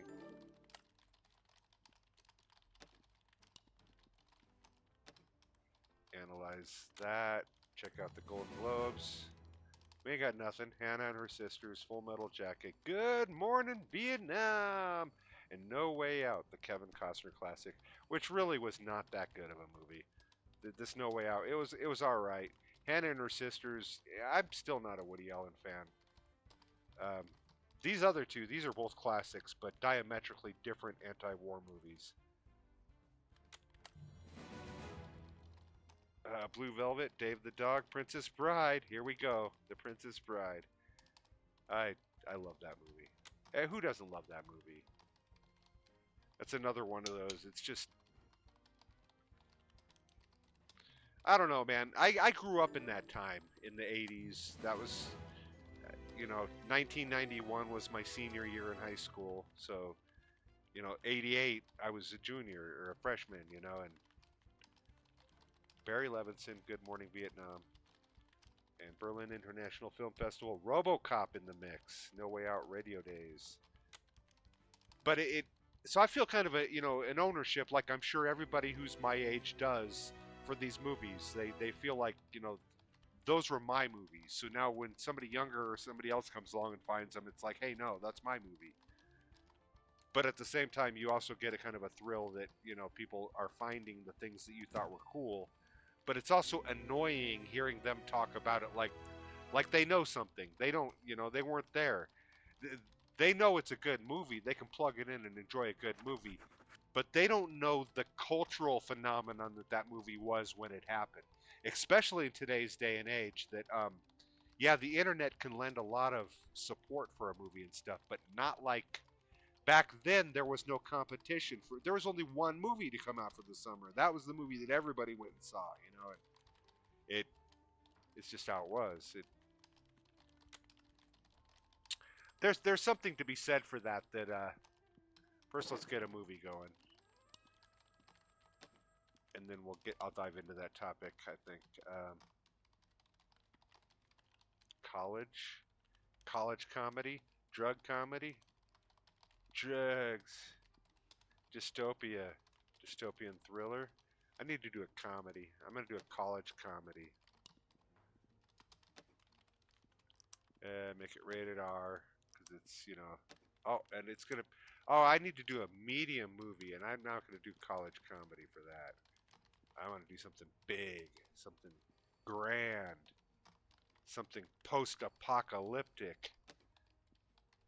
Um, Adventure, a post-apocalyptic adventure, rated R. We'll do the medium budget this time, and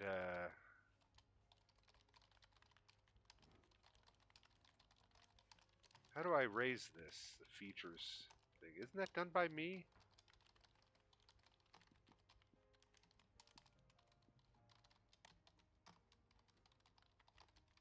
Or do I have to hire another producer to raise that?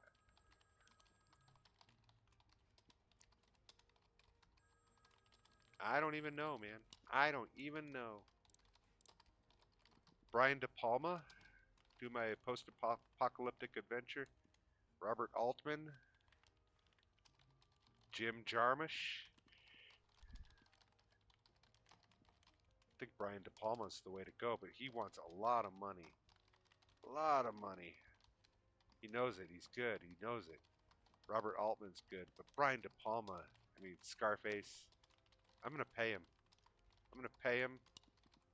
This is the big release medium movie. I'm gonna pay him. And Anthony Hopkins. It's gonna be Anthony Hopkins. It's gotta be.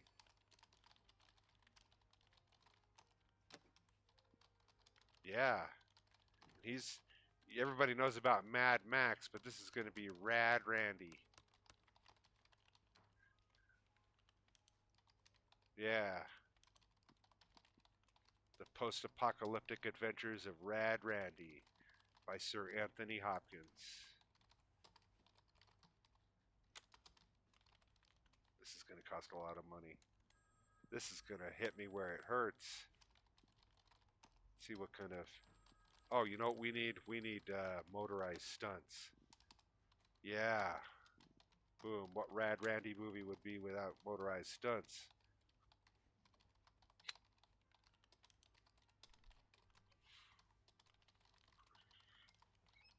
We're going to go out in the desert and flip some dune buggies.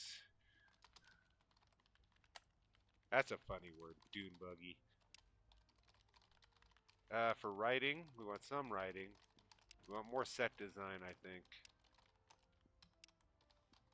Less costume makeup, something like that. We want to go on location and world building. Perfect.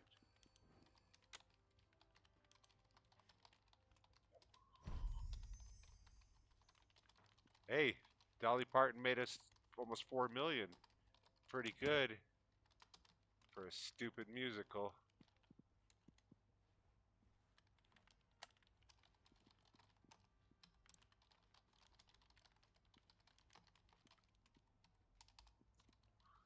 We're gonna give this some rock. Rock, rock, till you drop.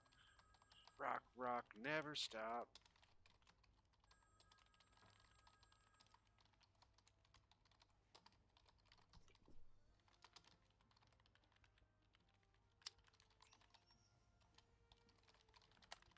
Oh yeah, smoking pot. Oh, look at that adventure right where I want it to be. 30% is where you want them, I think. Sound design and music, not as important, I don't think, as... Oh, well, we do want some... I think we're just going to go right across the board, middle like that. See what it does. Stunt. I'm not going to be able to get motorized stunts. Are you kidding me? I can't have my motorized stunts. I think it needs to be an action movie to do it that way. I'm going to have to do an action movie to actually pull off the motorized stunts. We can do animatronics and weather effects. Weather effects will be good for the whole radiation thing. And I wanted rock. Rock, rock, rock. There we go.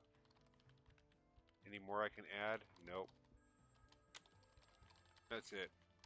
Disappointing. Rad Randy's going to be a disappointment, an $11 million disappointment. That's expensive, too. That's fucking, woo, big bucks to be spending on a movie. I don't think I'm going to make that kind of money back, selling this in the movie theater. It's not. It's not going to make that money.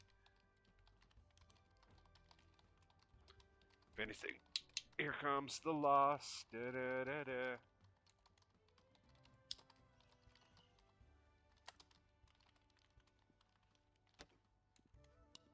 Pick them, them.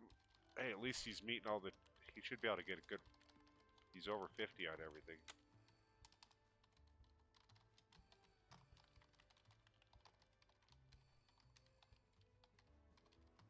Is this guy even looking up analytics anymore? He's not. What the hell? Why'd you stop? You have one job to do.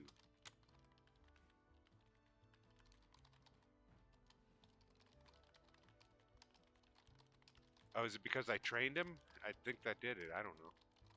It might have.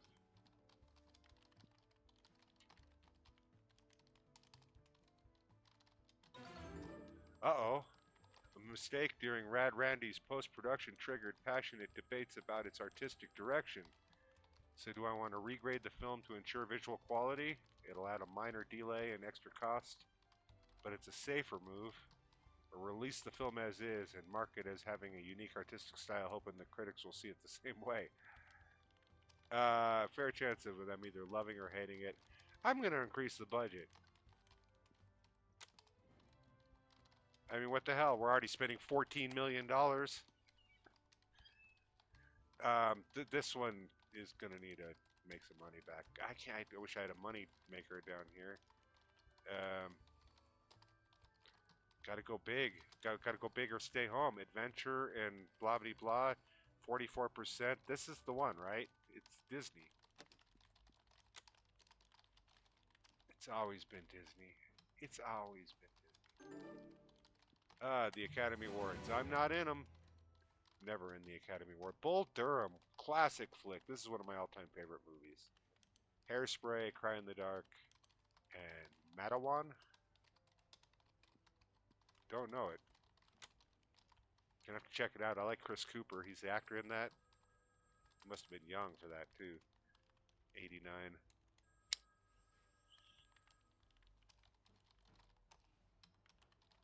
Oh, yeah. I should be researching something, shouldn't I? Like my analytics? Yeah, clean dancing.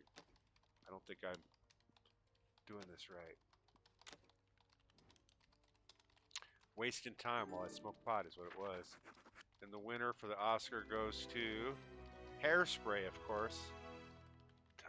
Dumb. God, I hate musicals, man. I really do. 6.7. 6.7. Anthony Hopkins. Rad Randy. This was a stinker turd. It's not even worthy of cult classic. The Soda Meter. The fans hated it. Everybody hated it. Everybody hated it. And it's not going to make any money. See, look at the theatrical run.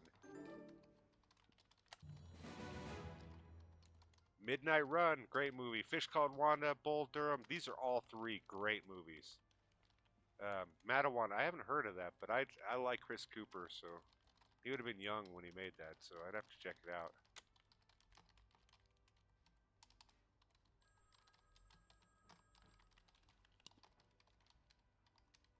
Clean Dancing made almost 7 million, but Rad Randy, it's not even gonna. It's gonna be a costly motherfucker. And the winner of the cans, Matawan, beat all those good movies. Must be great. Time to make another movie.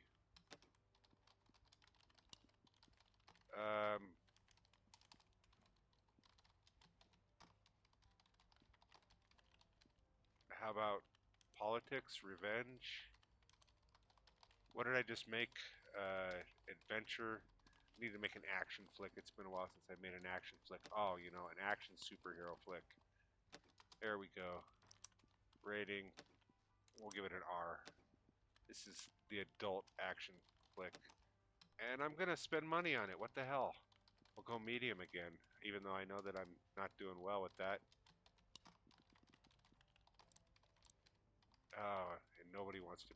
David Cronenberg is my best option. He wants 10% of the cut. But can you imagine a David Cronenberg superhero film? I can. I'm going to pick him. Matthew Modine. I'm your Joker. Helen Mirren could be the superhero. Oh, yes. Helen Mirren, superhero. Martin Sheen, Lance Hendrickson, Sherilyn Fenn. The critics, they don't. She doesn't even register for the critics. They're like, I don't know what to think about her. She's hot. David Lynch sure can kill her, but I don't know about that acting. Noah Hathaway, Marielle Hemingway, Helen Mirren. I am tempted to go with Helen Mirren. I really am. I'm going to go with Helen Mirren, the superhero. Let's see.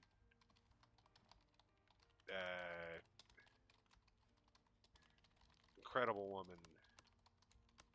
Incredible Woman. There we go. Nice and fucking generic. Helen Mirren is Incredible Woman. The rated R adult superhero action flick. I'm going to go with PG-13. Yeah, take the edge off. Did that change the cost? What did that change? Nothing. Nothing. Didn't change anything. I know rated R is probably the better bet with action, but I'm gonna go with R. Helen, she's a violent superhero. She breaks people. That's her power. She goes around breaking backs. 7 million I lost. That's fucking. That's not even helping the taxes. I mean. Oh my Lanta.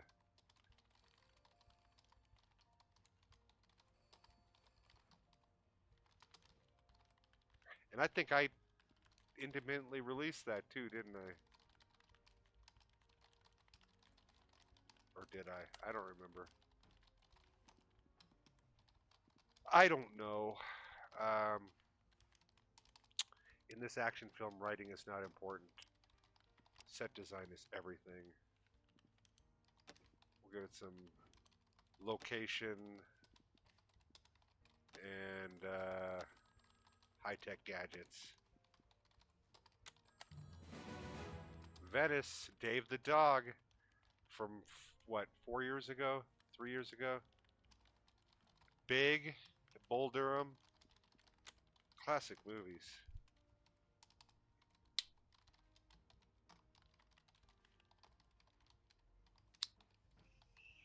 You lollygag around the infield.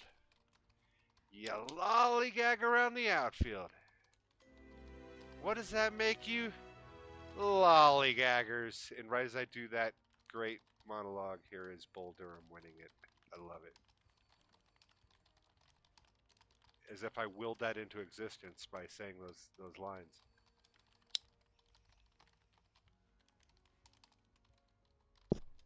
Oh man.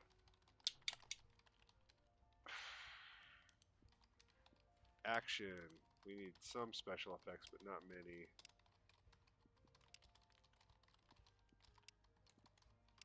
Maybe more. Maybe more. We're going to do motorized stunts for the first time. Going to throw them into the action flick here. It's going to cost a lot, but hey, it'll be worth it. And slow motion, sure. Got to show that car flipping in slow motion. That's the way to do it. And I'm going to have to unlock a sequel, I think.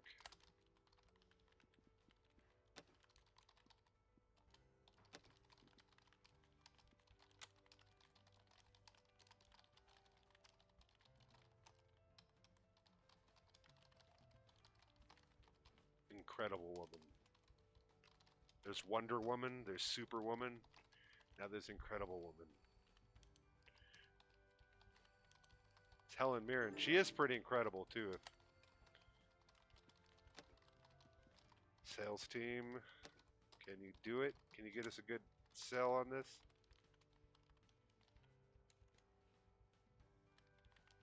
$14 million movie. That's crazy. Braces for new era. Marketing campaigns are taking center stage. Oh, we're going to start making some serious money now.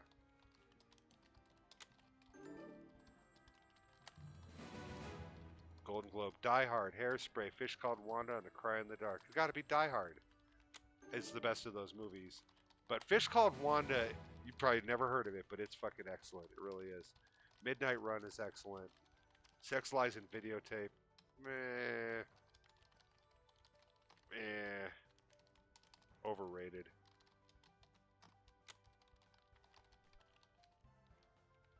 Meh. I'm not a huge James Spader fan.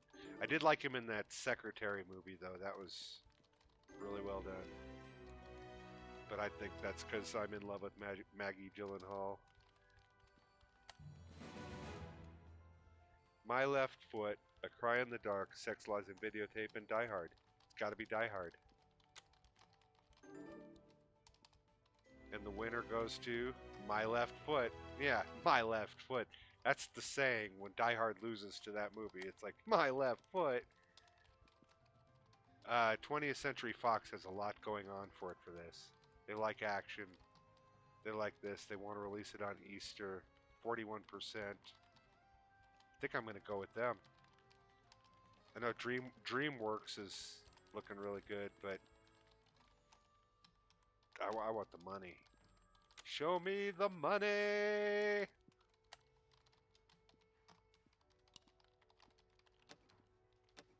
We'll find out why Randy made so little. I'm about to start making money though. The theater costs are going to start going up, and the blockbuster is going to start becoming a thing, which it arguably should have already happened by now. That the 80s is really when the blockbuster first came into play. Movies started making ridiculous amount of money. Star Wars, one of the first ones. Not good. 7.6. Eh. Helen Mirren. But we'll see. If it makes money, it makes money. No, Rad Randy. I think it's time to make another film. We're going to keep going with the medium budget because somehow this keeps going up, and I think it's because of our ancillary. Look at that, 59 million, yeah. So I'm just going to keep making medium budgets, even if they're not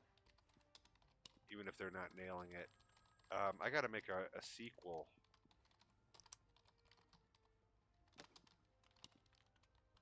So how do I do that?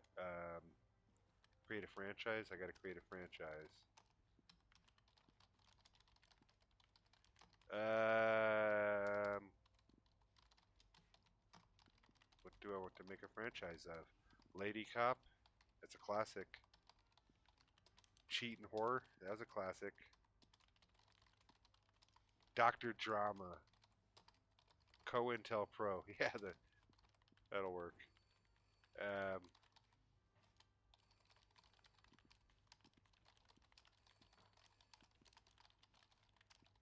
Old people driving cars. Okay. Can make a sequel to that. The chase action flick. What did I just make a movie of? Incredible Woman was an action. I don't know how to make another action film then, because I just made one.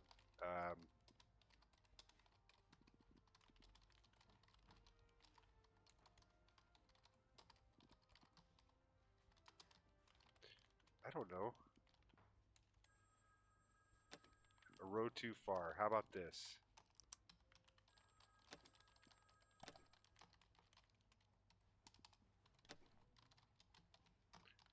Um, a road a little farther.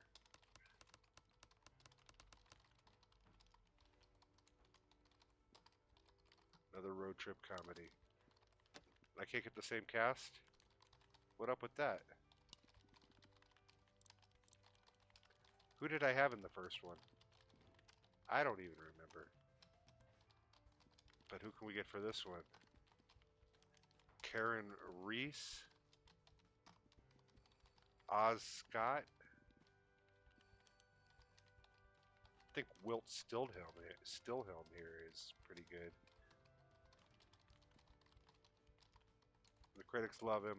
He wants to do it. He's cheap. We'll do that. We're not trying to... Jerry Lewis. Absolutely. Got to go with Jerry Lewis and the comedy road trip. A Road a Little Farther. The sequel.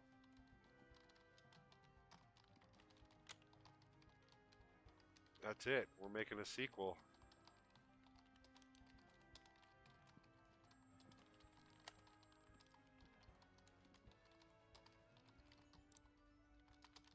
What do we need in here?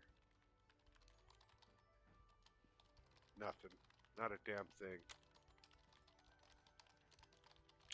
I gotta admit, I'm burning out. This is slowing down. I'm feeling it. Feeling it in my cackles. Making $100 million is a lot of work, man. It's a lot of work, especially when you're doing it at negative 1.5 million at a time.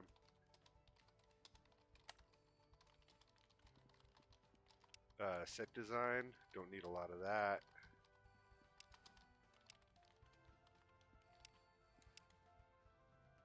Whole lot of writing. Love the writing in the comedy. Dialogues, vernaculars.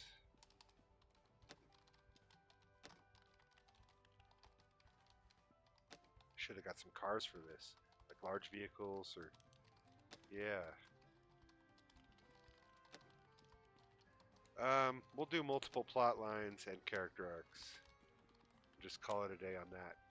It's writing.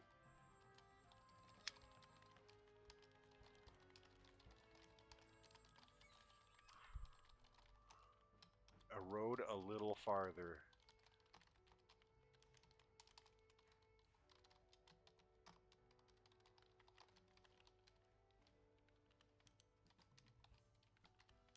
Tappity tap tap tap. You can hear them clacking on their keyboards. It's a franchise. We want a lot of editing, apparently, because the insights. Probably more of that and less of this, I would assume. Something like that. And so we want the storytelling, nested stories, and let's get some sound going.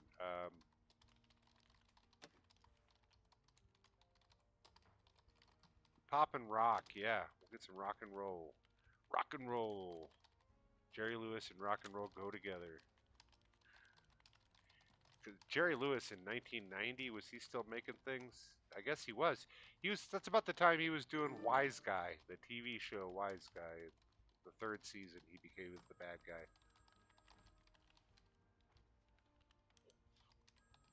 Doing serious drama work on television as a mafia boss. To Ken Wall, and Jonathan Banks was in that too. Jonathan Banks, you might know him from Better Call Saul.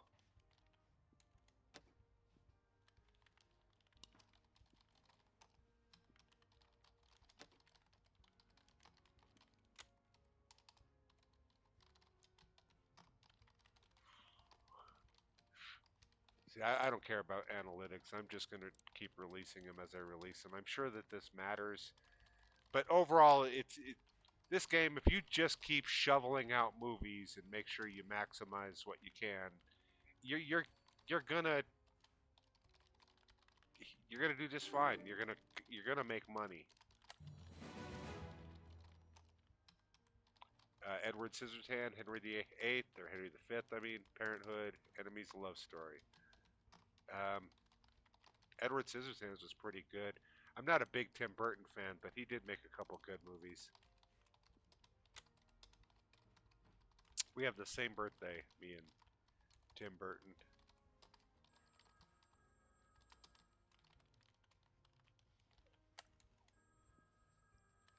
All right, what do we got? What do we got? Oh, we got a good one over here. Universal Pictures is wanting to pay us the money. I'm going to go with it. I need that money. $20 million. Shit, this thing is expensive. God, that's expensive. I rode a little further.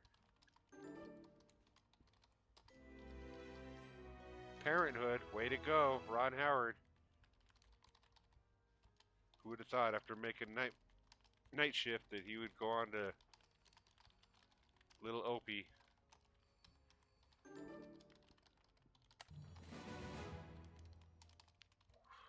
House Party, absolutely in the Cannes list there. Arachnophobia, that was definitely an awards movie. My Left Foot is clearly going to be the winner here. Although Henry V, Kenneth Branagh, that's probably a big awards movie too. But these two, House Party and Arachnophobia, they were popular movies, but they were not critical movies. That got a lot of that. But it's cool that they're in here. I like this real movie mod that they added. It's pretty cool. Good little game. Mental immersion. My Left Foot. That is the way that should be. If House Party beat My Left Foot for the Cannes, it'd be like, oh my god.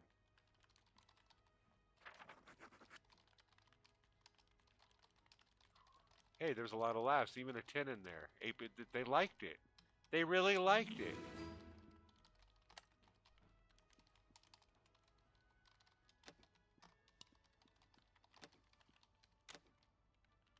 And that cleared off the list over here, so I don't think we have any more.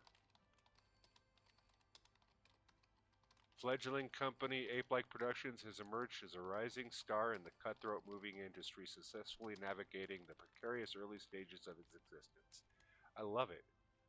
Jason Ape-like, its creative and inspiring CEO, brought together an excellent core of team and developed diverse expertise that should pave the way towards success. We look forward to seeing their future accomplishments and wish them the best of luck. That's in 91. So is that it? Is that the end of the game? Now I just do what I want? Can I hire people? Can I hire? Who do I hire now? Can I? What do I do? What do I do? What do I do? I'm not going to find out. I think I can hire marketers and promoters and producers and all that. I think that at this point on, I'm supposed to just figure it out on my own. But I'm not going to do that. I made $100 million. I'm making medium movies. Put a lot of hours into this. I think I'm done. I think I'm done. Yeah, I almost got 4 hours here. So yeah, that's pretty much probably going to do it for this video. But hey, it was fun going through the early history of movies with you, and maybe I'll come back and do some more. I don't know. This was just something to do. Something to do. Peace out.